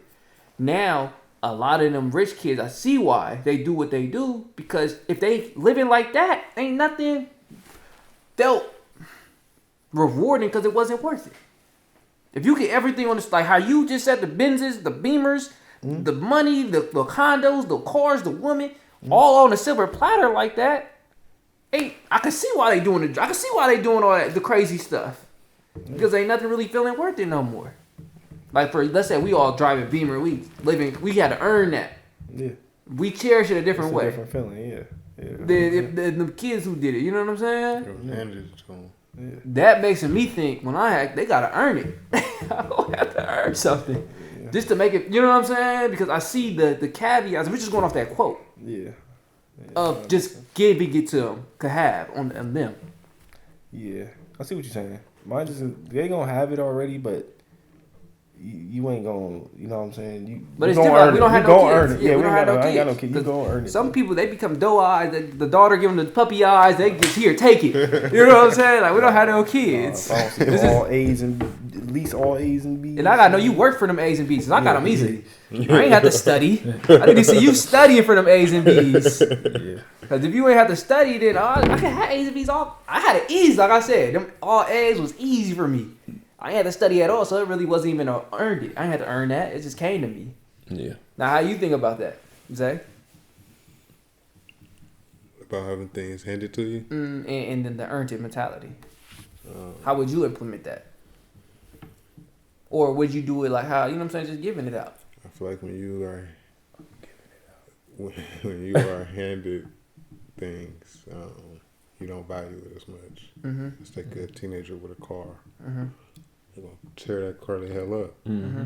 You're not going to care about the potholes. Not going to care about the tires that you got to replace. It's just, mommy, daddy, my tire broke. This ain't working. That ain't working. I need to fix this. Versus them going out and getting a job, buying your own first car, and you got to pay for your own insurance, your own registration. You got to pay your own way. It hit different. Yeah. You feel me? It's more of a responsible. Now, knowing that, because we're doing this all unscripted, y'all. This Life Unscripted. This topic, I ain't scripted none of this out. This is all unscripted. So we're finding none of these questions. Yeah, nah. We're seeking these answers. So it may sound long-winded, but we're seeking these answers out. Like, there's no thought process on this. We're figuring out, hammering down right then and now. Knowing that as a parent, they're not going to respect it. Do you think the correct way is layering their rewards in a manner where they seemingly earned it? You know what I'm saying? Like, knowing they're not going to respect the car if you just give it to them. You know that they should go through this process, then this is going to feel a sense of responsibility. And then, all right, I'm going to let y'all answer that. That's a real question I have. Think about my answer. That's a real question. I ain't got no kids, so that's real hard. No, that's the good thing, though, because we don't have no feelings attached. Yeah, no. We're going to move because we have no kids. But ask the question again, my bad. Oh, wait, nah, go ahead, bro. No, you good. Go ahead. Ask the question again, too. Knowing that what you said, the handout is make it feel like they ain't, you know what I'm saying? That's why the teenagers bump the car, do all that with it, because it's just the hand gave it to them. Yeah. And you know that what it feel like to earn it, that responsibility to go through them trials, to get this and to feel this way, like that's my, you know what I'm saying? Knowing that result, right? Should we, when we become parents, and you like as a parent, give out them type of rewards, like not really rewards, but them gifts as rewards because you know, or not rewards, like earned it type of way, because you know the feeling they're going to get after they earn it type of thing. You know what I'm saying? I forgot how I worded it the first time. I know it was a lot more slicker. But you didn't know what that meant earlier, though. I didn't know what slick was. But what you felt about that? I know I worded it back. You do it, bro, because you worded that question. You worded the question so they can hear it. I don't know how I'm gonna word that question. That question is. I know that's a long question. I know I can get it what better. you're asking is like, should you have your kid earn it, or should you just hand it out to him? That's what it is, pretty much. What you're asking. Yeah, basically. That's basically what you're asking. Me personally, I want to hand it out so bad, but I see like this pros from really earning it, because I live by, you know, I dealt with, like, you go through life, like letting your kid go through life. They gotta go through life, bro. Because I see the cons from it when they just spoiled. They ain't never lived by themselves. Could be well taken care of. Like I see the cons of it, you know. And what's crazy is, what I want to point out, they don't have to earn it the same way you had to earn it. Yeah. He may have to earn his first car working them hours. Now he rich. His kid earned that first car by reading these nonfiction books, going to these karate or these boxing classes that he don't like. Yeah, making him do that boring work to get it, but it could be a different type of boring work that's gonna propel him forward. You know what I'm saying? Yeah. That's how I would phrase it, because I wouldn't, like what's that to me now? You know what I'm saying? Like, you got to do this type of stuff to get that. I feel like your kids should never really know the hustle that you been. They could know about it, but they should never go through what you've been through though. Expand on that. As in, like, hold on, let me give you a more pinpoint question. Yeah, expand on that. That's you get it. You get it. 'Cause that was tough. Like, as in, let's see, how would I explain this? I've been homeless with my family before. Mm-hmm. I don't want my kids to ever go through that. Mm-hmm. To learn what I've learned. Like, okay, no matter what, keep a job. You know what I'm saying? No matter what, don't fuck up. Mm-hmm. You know, like, I don't want my kids to ever have to go through what I learned or what I did or what I've been through to learn. Nigga, keep a job, don't fuck up. You know what I'm saying? Shit like that. You know what I'm saying? No, or like another, for instance. I get it. Yeah, you get it. In my life, there's highs and there's low points. Yeah. They should never, theoretically, with my bleeding and my parenting skills, they should never be at the same low points that I'm at. For you was homeless with your family. Yeah. My kids' low point shouldn't be homeless with us. No, yeah, this should never happen. You know, your low point could probably be I didn't eat that day, or I was like home. I didn't got to eat as much that day, or I didn't go to. I didn't do this fun. I didn't play the game that much. Yeah, exactly. You know what I'm saying? Exactly. Now back to the original question. Is that you had your answer, or you want me to re-ask the question again? Re-ask the question again. I was trying to keep up with y'all. Yeah, no, I already know it. Do you believe that kids should earn it, or you should just hand it out? That's it. It depends on the kid nowadays. I feel like either way, to learn, yes, it's good to install that in your kids. So you most definitely make them earn it, whether it's chores, whether it's reading, that's like whether chores. it's mental, grades. You feel me? Most definitely should earn it. But also, it's good to spoil your little ones every once in a while. That's what I'm saying. That's what I'm saying. Like, you know what I'm saying? Yeah. You gotta babies. A fine line between it. My daughter asked me, can she get a job? She turned 17 this year. I told her I'd think about it. Never answered because my mindset is I want you to focus on school. I mean, we eventually had to talk, but it took me like a couple of weeks to really like gather my thoughts and explain to her why I don't want her working. And it's like I want you to be able to focus on the things you want to focus on, like where you trying to get in school in college. And would that necessarily be repeating what you have done? Like if I'm 17, gotta work. When I was 17, they had to work. Am I bettering my generation at that point? But the thing is, she don't have to. She wants to.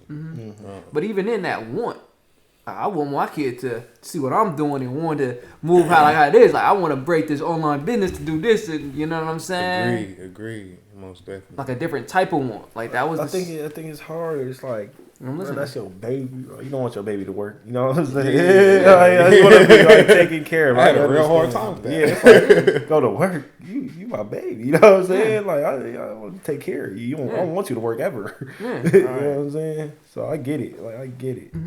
So I don't know. It's hard to like, I guess, put your child through stuff like that. I don't know. And one thing I learned too is you can only teach what you know. Yeah. So as a parent, if you don't even know how to make money while you sleep, how can you teach that to your kid? Okay. As a parent, all you know is how to work a job. That's what they gonna know too. Not necessarily. Okay. Okay. What age group are we talking about? Are we talking about now or in the past? I didn't really think about what I said. Trying to sound clean. This nigga freestyle the whole thing. We reading it right now, yo. No, it's real life. I probably wouldn't have phrased it like that. I probably wouldn't have phrased it like that. So I think I was just going off the dome. A lot of things I could say better, but I was good off the dome. But what I said was they may not know it, and what they know is work a job. So so all the parents know is work a job. So That's what the kid gonna do. Yeah. It's like that's what they was taught. I get what you're saying. Yes, I see. Yes I and see. no. Yeah, I see where. Also, I see where it could. Yeah. Also, listen to this. My mom, father generation, their mothers and fathers didn't go to college. So while they was working, they wanted their kids to go to college because that was gonna put them in a better position than they was in, right? So now that my parents went to college and did all that, what's like, you know what I'm saying, go college again, and then what after that? Like, where's the improvement from there go? But that wasn't the point I was making. The point I was making was, you get your daughter, she want a job, right? Mm-hmm. Working part-time, how much are you even going to make a week off of that? You should be in the position, technically speaking, I'm not saying, you know what I'm saying, this is just theoretical at the full blast. Mm-hmm. Going off what you said, you shouldn't have to do what I do at that age. So if I was 17 working, you shouldn't have to do that. I will calculate how much you making a week off of that. I'll give you that in allowance if you just do what I need you to do here or something like that. You know what I'm saying? If that makes any theoretically, you're like, this is all theoretically and just off the brain, off the dome, freestyling. Yeah. You get what I'm saying? No, I get what you're saying. That's what you probably want. That's what I want. Yeah, that's the dream. That's the dream. Yeah. That's optimal. Yeah, I get you. You get that say or no? Mm-hmm. But then it's like, what do you do with that information? She's make them better themselves. Make you okay. Your work is going to this college courses. Your work is, you know what I'm saying? I don't know. I was just thinking, parenting. Mm-hmm. But like I said, that's optimal. I was thinking parenting. Yeah, that's optimal. That's funny. But like, what would you say? Like, I don't really know what I'm talking about, but I don't know what I'm asking. I just want to know what your thoughts is on the whole subject, because you're in it. These kids today's generation, I feel like the kids, it don't matter what you teach them. Mm-hmm. They gonna grow up and do what they choose to do. Mm-hmm. You can teach them all day long. Like you said, your pops taught you how to play football. He had you out there every week. Mm-hmm. And you ain't in the NFL right now by choice. You feel me? So like I said, to me, in my eyes, so you say it's not worth it? Is that what you saying? And I'm not saying it's not worth it. Mm-hmm. I'm just saying, yes, it's worth it. You saying is it worth giving them the game? Mm-hmm. Yeah, it's worth it. 100%. Yeah, 100%. I agree. Give it to them. Mm-hmm. One day it might become useful to them. Maybe not even the way that you want them to do it. Mm-hmm. But one day, if they choose to hear you out, they hear you. Mm-hmm. You can't beat it in them. If they don't, you can't. Yeah, I get that. You feel me? But it's 100% worth it. Though. Okay. So then, what are you saying? What am I saying about what? To teach him game. That's what he said. So give him the game. You do your part as a parent and teach. Uh-huh. You feel me? It's up to them what they do with it. Mm-hmm. Okay. You can lead them to the water, but you can't make them drink it. Okay. Mm-hmm. Okay. Now, I had this question.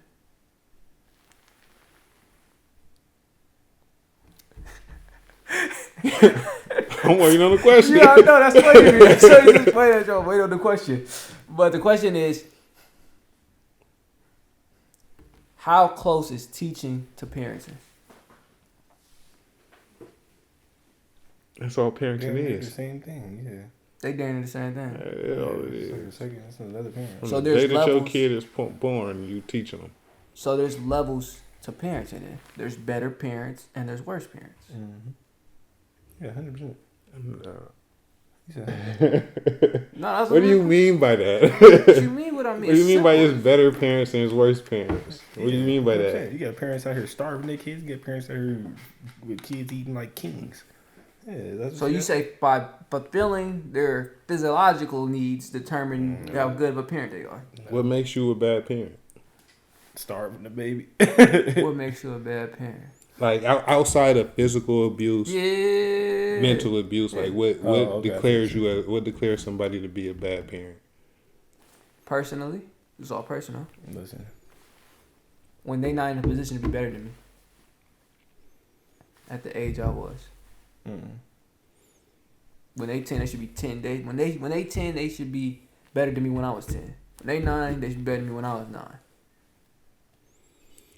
But yeah, I agree. Listening. But reality,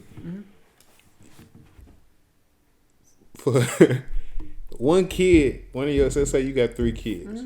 One of them kids might come out to be that one that take heed to what you're saying, that take lead to what you're saying. The other 2 is like, okay, I see what I'm doing.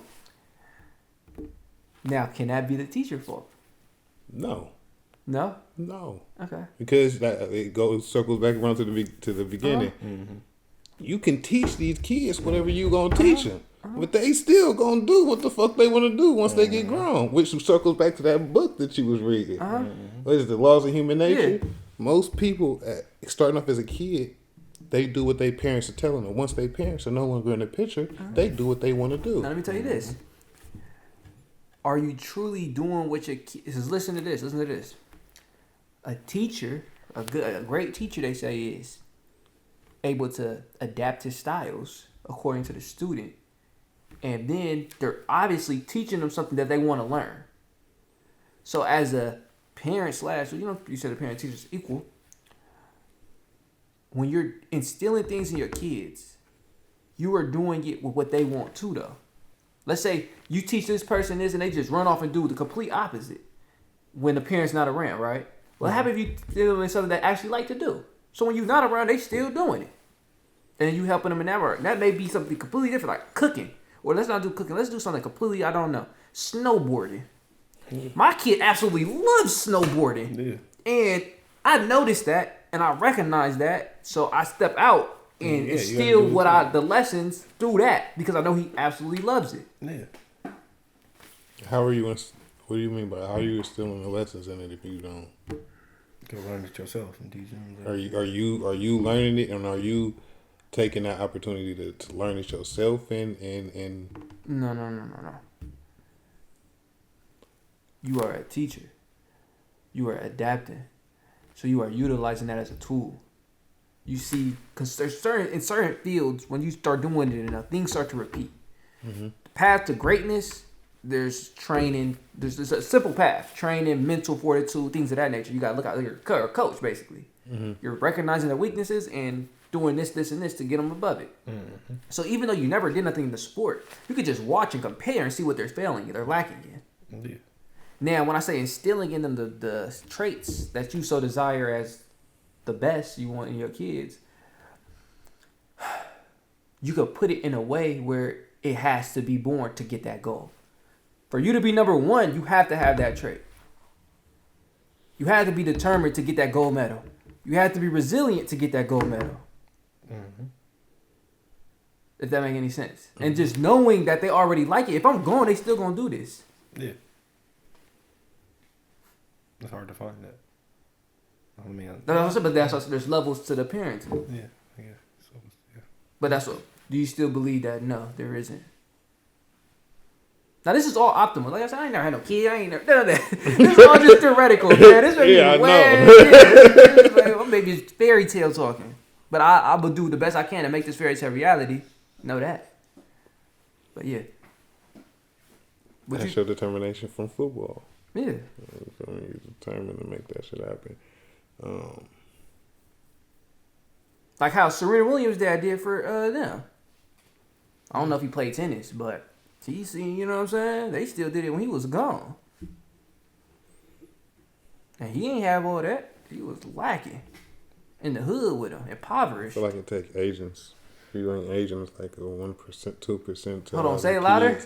I feel like if you ain't Asian, because them Asian parents, they be on they like, they be like, you gotta do this, you gotta do that. I don't know what you talking about. You gonna play this violin? You gonna play piano? You know me versus. Yeah. And parents like, oh, you don't want to play. You don't want to play basketball this year. You don't want to play basketball. Like with my son, you remember he was playing football, going hard. Yeah. 3rd year in, my mom want to play no more. All right, you ain't play. Yeah. Like is the leniency. If she would have kept pushing him or motivated him to, or he would have kept going. Yeah, but even it was times that he came to me and was like, I want to go do this and do this, but I'm gonna miss football. What you think I should do? Mm-hmm. You gonna leave your teammates down? Mm-hmm. What about them? Your brothers? You can't leave them on stuck. You got a game tomorrow. You got to go make sure that your brothers is right. Mm-hmm. So they made that decision without me because he knew I would have. Nah, bro, it ain't. Yeah. Them your guys. Mm-hmm. You can't. They ready for the next year. And that's where we get to the intricacies of parenting. It's not black and white like I'm making it sound. Yeah. You got to deal with the baby mama. Y'all got to be on the same page. Yeah. They making decisions which you're not even approving of. Yeah. So it's a lot more difficult. It's a lot more to it. And I think it's going to be absolutely phenomenal, absolutely astounding, absolutely fulfilling to go through that process and to be able to put them in the best position. And because they're, to me, a child is dependent on you. Mm-hmm. You get satisfaction from help. You should at least from helping them and putting them in that position in the levels. Like, you know what I'm saying? Yeah. That you never was in. Yeah. So look, I got a question. If I ain't read no parenting books, I need to. If you say with football, you didn't want to do it. Did you ever express to your dad that you didn't want to play football? Yeah, he seen it. And what did he say? Yeah, he didn't care. Did that make him a bad parent? No, not at all. Why? Because he pushed you and made you learn. So actually it was different. Actually, I lied. I ain't never said no. No, you didn't. I ain't never said no. I actually did like playing football. I did like playing football. I did like. The only reason why I stopped playing football was because I blew my knee up. I was like, that took a big trajectory on my career. That changed the whole dynamics of the conversation. But it took a long time for you to tell him that you ain't playing though. Yeah, no, it did. It took a long time. It took a long time. It took him a long time to tell him I ain't playing no more. Why did it take you a long time? Because that's all I knew. That's all our relationship was built on. Yeah. So but you felt like he was gonna feel like down on you. Yeah, the whole nine. Oh yeah. That's what I said. The whole relationship was built on that. But the thing is, you gotta know, bro. Your dad ain't gonna look at you bad because, like, of course he gonna probably feel. You know what he did when I told him that? He left. It was on my birthday dinner. He got up and left. He was upset. Yeah. So and as a kid, as a teenager, you're gonna make that even 10 times worse. Yeah. You don't think of it like, damn, it's crazy, but like. Then he not talking to you. Yeah, I mean, he was upset. You know, but I'm not thinking that. I'm thinking it's because I didn't love you. But I didn't make that. Yeah. I ain't play football. That's what the relationship was literally built on, was football. Yeah. I'm done with it. That's what we got now. Yeah. As a teenager, this is an adult ratio talking. Yeah. I'm 17, 18. Yeah. Literally, if it wasn't about football, we was not talking. I'm gonna keep it 100. If it wasn't football, we was not talking until I joined the business. When I joined the business, when we got back, you know what I'm saying? But if it wasn't football, we was not talking. There was no call, hey, how you doing? We had nothing else. It was the football. So that was a big thing for me. That's why it was so big. No, that makes sense. Make a lot of sense. You think if he didn't push you as hard as you did, you wouldn't have liked it, or you would have gave up a long time ago? Nah, never. So since you touched down football, you loved it. Pretty much. It was. I wouldn't have been as good. I don't know. Like I said, I don't know. But I know that, I probably just wouldn't have been as good. That's it. Yeah. I would have still played. Yeah. But I wouldn't have been as good. I think just because it was always fun. Yeah, I liked it. Yeah, I liked it. I did like it. I didn't have too much care for the workouts, but you was around people. You know what I'm saying? Yeah, and it was cool. Yeah, it was like the worst part was the beginning. That was the worst. The running the mile, that was the worst part. Yeah. That was the worst. Did you ever do a workout? Yeah. You did? Yeah, he was in on the workouts too. That's why it's important who you be around. Oh yeah, that shit used to suck. Yeah, the running that mile, the stadium. Oh yeah, you was there for that one. You go run the broken stairs on the other side. Oh my god, it was not weak ass stairs on that side. Nah, it was not. Was it 4 times? Yeah, 4 times. God, it was not. That was the worst part of the workout. Yeah, 100%. Remember, that's at the beginning. Who was it, Richard brother or Seth brother that was throwing up? Seth brother. Yeah, Seth brother. Throwing up. Yeah, that shit was hella funny. But I never had like a huge dislike. Like Lulu, complete opposite. She had a huge dislike for like sport type of things. Okay. Like she didn't like it, and he kind of let her. He wasn't as as structured as he knew to be in her life, because he didn't have the, like, for football he had the qualifications. He knew what it took. Mm-hmm. He knew everything, but like he didn't really have that know-how with her. So it was like, you don't want to do that? Okay. So he had nothing to really replace it with. Yeah. There was no other structure. Yeah. She was just on her own, like, you know what I'm saying? Just doing living life. There was no like structure to it because he had nothing to replace it with. Yeah. And he didn't really know her wants. And he just like let's say for instance we have a kid, they're gonna naturally gravitate to video games because that's naturally gravitate everybody. It's like kids with tablets. Mm-hmm. They're gonna naturally just gravitate to tablet because kids love tablets. It's a uniform. Yeah. Replace it, yeah. And knowing what they like, they're gonna like for me, my mom took best thing she probably could have did. Took the game away from me for the week. That forced me to do something, and doing that, I still do it to this day. Basketball. Yeah. It forced me to go and play basketball. Yeah, Jerome was the only homie not on the game during the week. But he was outside with me. How old was you? I was in middle school. Like I was through high school. My whole year, my whole life. Only game was taken. Only weekends. Yeah. Phone was taken. Touchscreen. Yeah. Yeah, I remember that. Yeah, that was crazy. I bought my daughter her first phone was a flip phone. Yeah, I'm talking about 2 years ago. It was flip phone. We ain't doing all that. Yeah, it was real life. I got rules. Yeah, it forced me to play basketball, and I got that to this day. But noticing that, like, oh, he naturally just gravitated. We should. But it was like I said with Lulu, it was like no.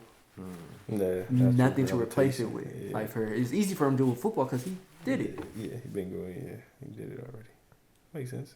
Mm-hmm. She could have played football though. Nah, she could have. She definitely could have. That shit, the way that they got football girls, football now. They got contact too. Yeah. Okay. Oh, for real? Pads on and all. Oh, dang, I didn't know that. Yeah. Lingerie football. Right. Something like that. You seen that? They little ass shorts on. Yeah. Guess you don't need no knee pads. Yeah, no, you most definitely don't. They be out there cracking each other too. Man. They do girl rugby too. Yeah. Oh yeah, rugby there. They do girl rugby. Rugby. Women rugby. So I guess there is no need for not have a women football league if they got women rugby. They ain't getting paid like that. Tell you that much. Ain't no women's sport getting paid like that. That's just the world, the way the world is. Sport. Yeah, that's just the way the world is. They still getting paid though. They still getting their money. You get paid for doing what you love. Yeah. As of recently though, they have been getting paid more through the promotionals. Yeah. Sponsorships. Yeah. That's the way to go now. Yeah, nowadays. Because you get so much attention on you now. It's more. Because before, they was like, you know what I'm saying? I don't know what it was like, but they was like more manly.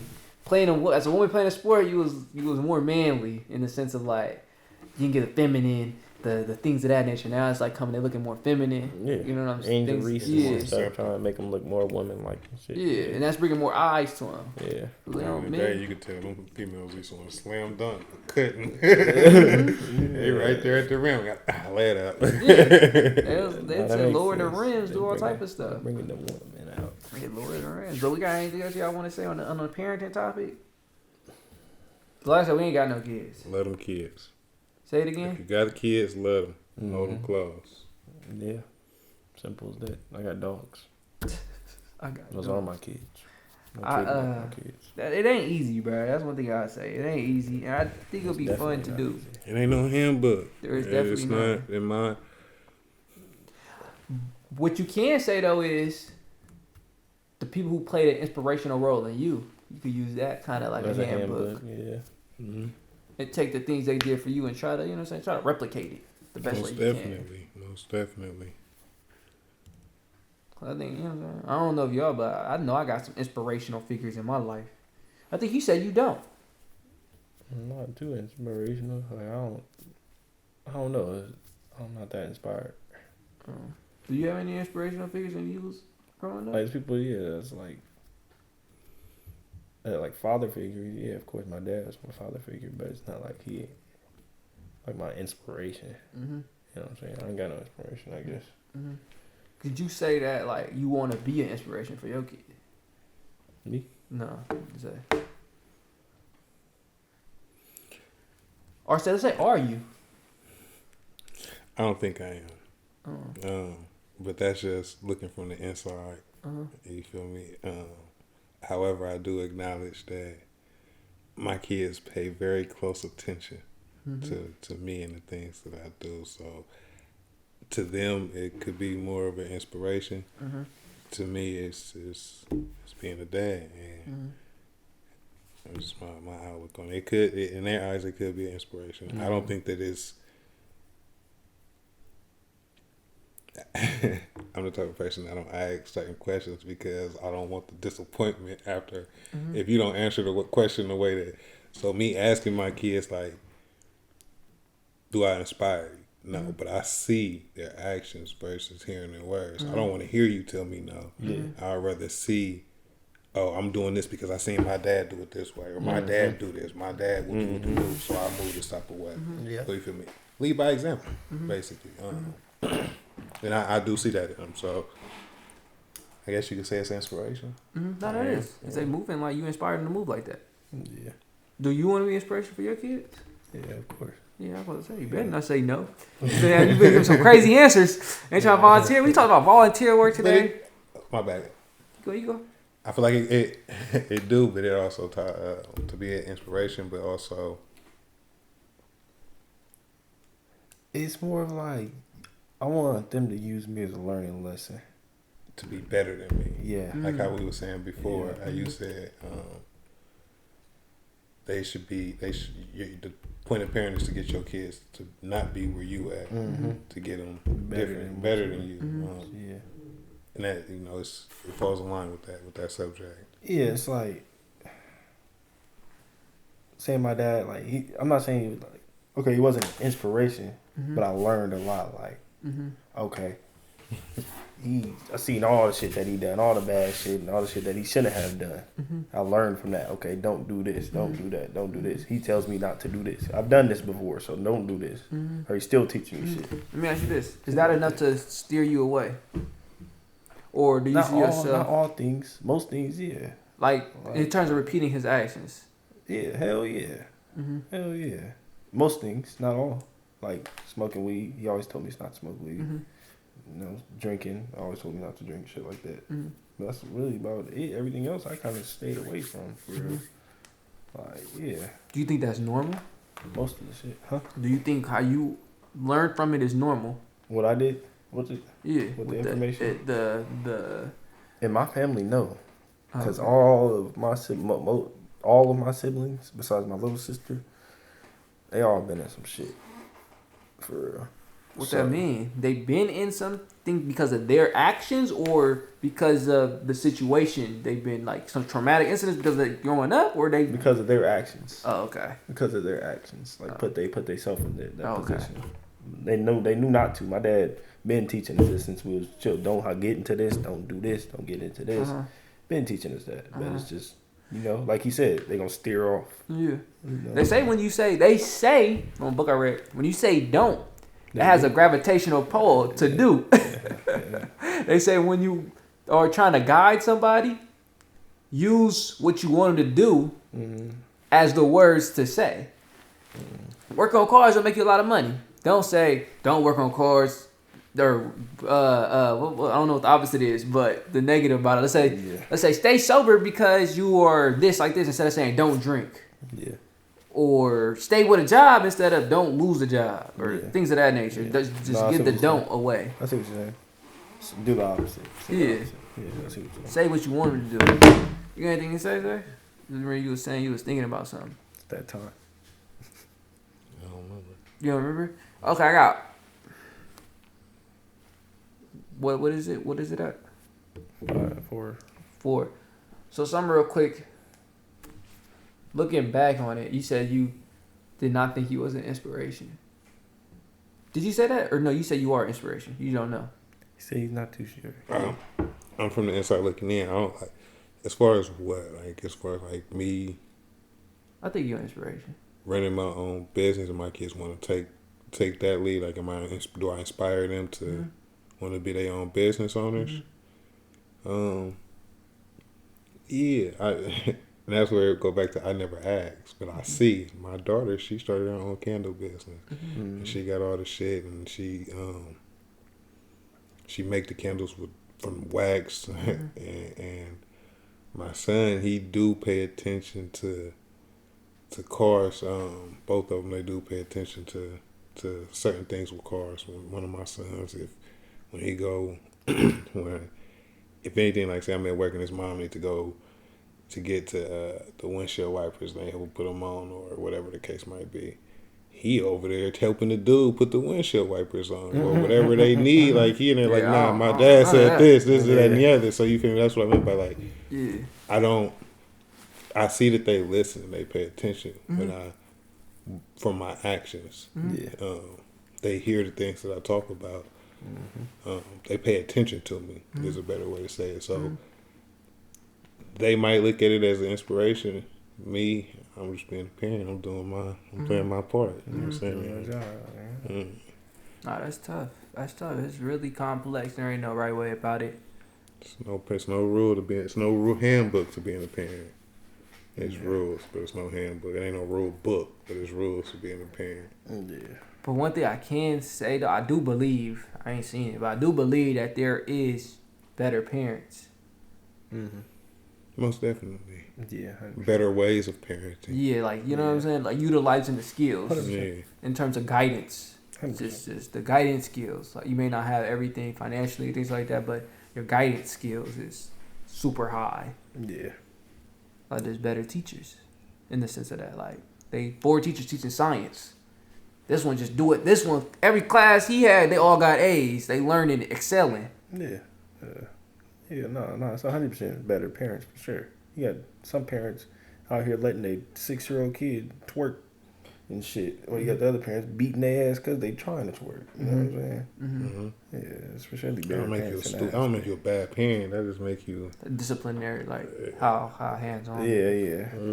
I mean, in my eyes, that's a bad parent. Be great. He's done too much. I don't agree with it. Don't get me wrong. I see my daughter's twerking, I'm crashing out. Yeah, crashing out. However, just because you allow your kid to twerk, your daughter, don't mean it. Don't make you a bad parent. You might go hard on your kid in other areas and look like it's just a form of dancing. I meant to ask y'all, what do y'all think a good parent is? I gave mine. I said mine. A good parent is taking care of your kids and raising them right. Yeah. What is that? That's too vague. It's right. It's the right part. The right part. Raising them right is too vague. Yeah, that's still. I think we just kind of went over what a good parent was. Our whole conversation was what a good parent was. Sum it up real quick. Inspirational, inspiring, leading them up, teaching them right, keeping the food on their table. What's teaching them right? Like morally, good and wrong. Morally, integrity. Okay, yeah. That's one of the biggest keys, especially with my kids. I started off young. I need y'all to look it up. Give me the definition. And that's a computer, a book, a dictionary. Integrity is the main thing that we're pushing for. Just period. All of that shit. Just them 3 though. Them the 3 keys. Yeah, I wouldn't say the most major keys, but those play a huge part. Those are the main ones for you too? Yeah, some big points. Yeah. Okay. I won't say they're the main ones. Yeah, but just throw out a few of them. Yeah. You feel me? Protector, provider. Yeah. And teacher. One thing, the last topic I want to talk about is, this is a quick short one. Finding the line between feelings and grit. So recently, there's a story. I had so much going on. Like I said, January was challenging. It pushed me. I couldn't allow myself to feel certain ways or it was going to impede my performance. I knew that was unhealthy though, because emotions make life colorful. So I wanted to ask y'all, how do you find that fine line between emotion, the feeling side of the word, like feelings, like I feel like this, I feel like that, and just purpose? So you know what the work you got to do, no matter how you feel. Do a strong, cold grip on it. And then for me, I go in, but who want to go first and talk about that? All right, you say you go first. I smoke weed just to get rid of those colors you could call it emotions. When I smoke weed, my emotions just all bottled inside. Especially if I'm feeling like in not so uppity mood. If I smoke, I'm cool now. I ain't even thinking about the issues no more. Like simple as that. That's all can say. You about think that is healthy? It's not healthy. No, obviously not. No. Why you still do it? I don't know. I don't have an answer. No, that is true. Does that mean you ignorant? Yeah, of course. Yeah. Yeah. You know how many times I've been told not to smoke weed because I know all the health the terrible things that it does. Yeah, because ignorant do mean when you doing something and you know it's still and bad. I know it's bad. Yeah, of course. Oh, okay. I'm very ignorant to it. Oh, okay. What about you, Zay? I don't know. What? Nothing. This don't show emotions anyway. It's hard. I mean, you obviously do if you got to smoke to calm them down. Yeah. I don't show them. You're going to show them if you keep feeling them. It's going to bottle up. It's going to flash out. You're going to do something. You smoke the weed to make it not flash out. Yeah, that's what I'm saying. It's going to bottle up. He said one day you're not going to have the weed with you. not even that. It's going to be, it ain't going to be that one day. It's going to be the continual days of not having the weed. Yeah. Where you're going to lash out on somebody. Yeah. But, yeah. It's on you, Zay. Yeah, no. This is a real thing I was dealing with, though. Like, this is a real thing. You guys like how do we handle it? How do you? How do I handle it?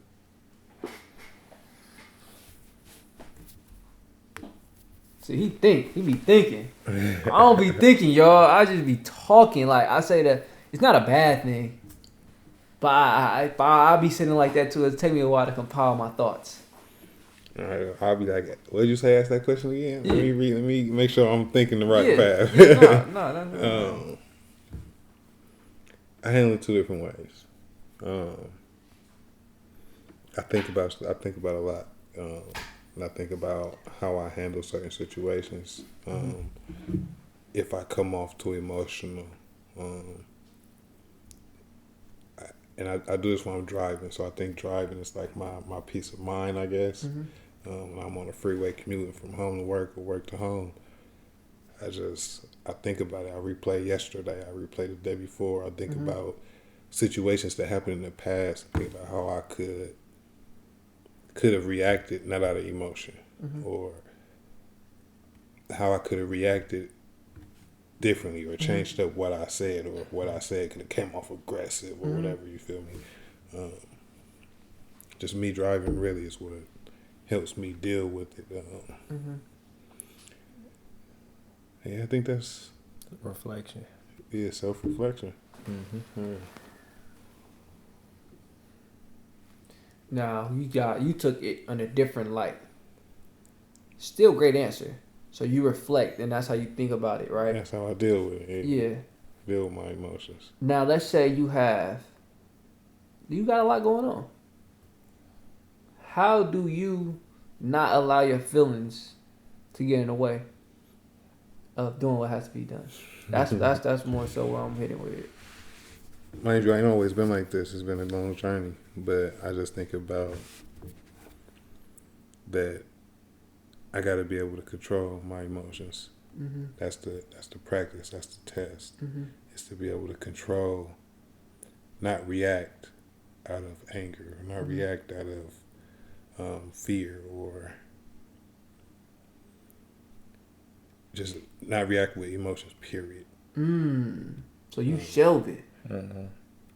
Is that healthy? I think you have to give time for your emotions. Say it louder. I think you got to give time for your emotions. You got to process them. Because I see what you're saying. So you're saying that it was times or probably some days where you're like, you ain't feeling it today. You know what I'm saying? I'm gonna be emotional today. It's gonna stop me from doing the work that I know I gotta do and shit like that. That's what you're saying. He said, I see what he said. Push it to the side. Do the work you gotta do. Don't even think of, you're doing the work. You don't even think about whatever you got on your mind already, or why you sad or whatever. Okay, then you done with all the work you do. Now you got the time. All right, now I'm gonna lay in my bed and think about whatever I was thinking about earlier. Say that continually keeps pushing off because your schedule is so packed.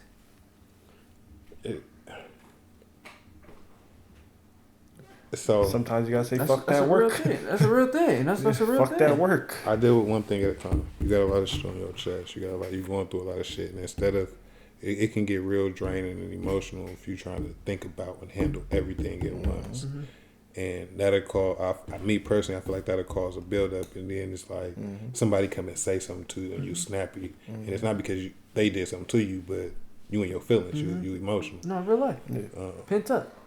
So how I do it, I deal with the most important. The most important issue that I got right now, I'm gonna deal with that first, and then I'm gonna move on down the line, whichever one I feel next important, however I prioritize it. And instead of thinking about them all at once, you can't be in 3 different places at one time. Yeah, you can solve multiple problems at once, but for real, you can't, because say you're doing a math problem. You can't do 2 different math problems. I get it. You see what I'm saying? Yeah, I get it. No, I get it. So you basically saying the problem is you spreading yourself too thin. You must learn. The golden line is finding out where you're doing enough, but you're not overdoing. To the point where you're stressing yourself out. Yourself out about it. Yeah. I mean, I see what you're saying. I'm gonna give you an example though. Okay. With me, like real shit. Yeah. I got into an accident September 5th. Nanny passed September 16th. Yeah. My relationship ended in October. I still got to go to work every day. You know what I mean? I still got my kids that got shit going on. Yeah. So in the midst of all of that, I got to weave out, all right, what's the most important thing that I need to handle right now? My grandma. I'm going to deal with that first. Fuck that car. Fuck my relationship. Fuck everything else. Let me deal with my grandma, making sure that my family good, and I deal with everything else on the back end. All right, that's right. Talk to my girl. We trying to work it out. We make it work. All right. Now let me get the car right. Let me put my 100% focus into this car. At work, if I get pulled aside, so like I had to hire attorneys, I'll go step out of my work, leave my work phone in my office. That way, I ain't got to worry about my people calling me. I got to answer the phone while I'm dealing with this. Nah, I leave that in there. I step outside. Rather than take 10, 15, 20, 30 minutes, I'm able to step outside and do that. My job know what's going on, so they let me do what I need to do. So I handle that, and then I go back to work and finish doing what I was doing. And even with my employees, they probably doing something. Hold on, let me finish this up first, then let me come back to you. Give me a few minutes, I'll come out there and grab it. So handle one thing at a time, instead of piling everything on. This will help me control my emotions, help me control and keep things locked in and figuring shit out, instead of just reacting. No, that makes a lot of sense, and that helped bring clarity to me too, because mine's the opposite. Mine is problems that don't go away. Mine is tasks that, like, for me to hit this goal, I gotta do that, and that every single day. And there's no break in between if I want to hit that goal. If I want to do everything I set for myself, I have to do all these things. And listen to you, that's what I said. Lower your goals. Low expectations. Throw some things off. Expectations, Yeah, throw some things off the, you know what I'm saying? If you're going to set don't make it every day. Don't overwork yourself, yeah. Like, where you mentally overworking yourself. Yeah, lower the threshold. Yeah. If your plate ain't gonna get no smaller. You still got to do all of that. You still gonna have to do it. It still got to get done. Yeah. So why not prioritize it so you not feeling like you got that weight on all that weight? And that makes sense too. So basically, then from that standpoint, so you're saying prioritize on a ranking list the list of tasks that must be done a day. So then from there, the ones that fall off you're not able to get to is not that important. Why are you not able to get to them if you prioritize them? No, because there's so many and there's only so much time. And the only reason why it comes up is the feelings. When the feelings get involved. So these are all practicality, business. Yeah, I see what you're saying. When the feelings get involved, that fourth one kind of blinking, that fifth one blinking. This is what I think. Do what's the most important. However, say you got 5 of those, do all 5 of them. Whatever it is. Post 5 videos for your dad or whatever. Boom. Next thing that you think is the next most important. Okay. Keep as much of those as you can. Say it's trading, all right, whatever. Keep that, all of them. Do all of them. Bow. Then if it's like the next 2 or 3 things aren't that important, maybe cut one of them out. Say you're supposed to post 3 videos or 5 videos. Cut out 2 of them or something like that, or cut out 1 of them. Just post 1 or 2 today or something like that. So lower it. Yeah, lower it. Just throw that these ones is like, all right. If I can't do all of them today, it's good. I'll just do. But these ones have to get done. These ones all up here have to get done. Okay. Then these ones, if I can't, it's okay. But I'm still trying to do it no matter what. Though. Yeah, that's what I would think. Yeah. Depending on the importance of it. How do you feel about that advice he said? I feel it. But at the same time, I feel like as an entrepreneur, you're gonna have some sleepless nights and some sleepless days. That's back and back. So some shit gotta get done. It gotta get done. Your sleep is. How long? What you mean? Can you maintain that? How long is it healthy? I'm thinking about health right now. Health is wealth. How long is it healthy to maintain that? It's not healthy. It's not losing sleep. It's not healthy. We've seen that already. That was a serious question. Entrepreneurs, it's not healthy. But I mean, shit. Look at your pops, for instance. He said today he was up at 4:00 in the morning, went to sleep, woke up at 9. I get it. I get it. I get it. Your goal make it worth it. Your goal, your end goal. Yeah, your end goal / outcome make that sacrifice worth it. You have them sleepless nights now, so you gotta sleep in them. And that's what's gonna conquer the feelings. Yeah. The goal and the outcome. When you reach that outcome. That's gonna conquer all that feeling. But then sometimes people say it don't be worth it. Yeah. It's in the eye of the beholder. Yeah. No, they say the eye of the beholder. Like they'll say they effed off a heck of relationships to get this goal. Then they got the goal. They realized how Jerome was saying. Yeah. He ain't had to put all into that 4 year. He could have still had fun with it. Yeah. So that's what I'm talking about, that golden line. Cause walking the path you saying, and the outcome oriented, emotions bring color. The joy. You know what I'm saying? The liveliness of it.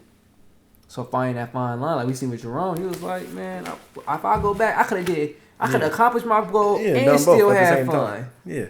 Yep. That's what I'm trying to find. You know what I'm saying? You get what I'm trying to say or no? Actually, I feel you. But with your life, you have to figure out that medium point. That's probably something that ain't nobody gonna be able to. I wonder what y'all medium point was. If you have one, Derek, yeah. With me, let's say like my career. I built my own career on my own team. So going into working for somebody else, putting my company on pause and going to work for somebody else, I didn't mind it because it aligned with my goals, my outcome. If you get what I'm saying? Like my end goal, it aligned with it. Yeah. My end goal is to have my own shop. Yeah. To run it. I come in and wrench when I want to. Yeah. And I'll do exactly that at somebody else's shop, and that is just not my own. So yeah. It's in line with it, and I'm gaining knowledge. It's in line with it, but it's not. It's my medium. I could work for somebody else, loving what I'm doing. So I'm not gonna say I'm not content. I get it. I'm not comfortable. Yeah, I get it. But you get what I'm trying to say? Yeah, I get it. I get that's your medium. That's you're doing what. That's your medium. It's literally what your like. You're not working for somebody else and not doing mechanic work is horrid. You're going to work for a warehouse. Yeah, horrid. It's terrible. Yeah. Now my medium is I could work for somebody else if it's mechanics. Yeah. That makes sense. Now the best is working for myself mechanics. Yeah, most definitely. Yeah, no, I get it. I definitely get it. And that's definitely true. You know, my medium, I think it reflects back to the podcast we had in the valleys. I had to have days where I do give in. Or not do give in, but set time where I get that break. You know what I'm saying? Where I could just be in the feelings. Set that time. That's a rest day break. Yeah, you know what I'm saying? Whatever it is. To unwind like that. But I feel like knowing that would make it the journey that much more easier. Easier because, you know, that stuff is tough. when you just go like this on the priorities, you just non-stop, no time. I don't got time for that. I'm doing this. I don't got time for that. I'm doing this. We got time All for that. gas, no brakes. What? What? You gonna run out of gas? Eventually, you do get burnt out. Yeah. You know, tank run E. You know. That was a real thing. But y'all got anything else to say? I'm gonna wrap it up. The podcast. How'd you like being on here? Shit, I enjoyed myself. It was my pleasure, most definitely. Yeah. I enjoyed it. Yeah, you know what I'm saying? It was a cool podcast. It was a cool pod. Yeah, no, it was dope. It was dope. It was cool. We talked about this is really more unscripted than usual. No, it most definitely was. He came. We didn't even plan him. He was just here. Said, "You want to hop on?" Yes. Showed up. The topics none aligned. We talked about something completely off the sheet, Yeah. but it was on my mind as of recently for some reason. It's 2:13 a.m. It's definitely late at night. It's just late. And I We gotta was post just- this today yeah, too. I gotta post this today too. Dang. Back to you said the work. It don't stop. It Grind don't don't stop. stop. It do not stop. But you want to be healthy and happy with it. But yeah, no, that's it. That's Life Unscripted episode 9. 9 of them things. Like and subscribe. I'm out. You know what I'm saying? Anything else I want to say? Nothing else I want to say? Peace out.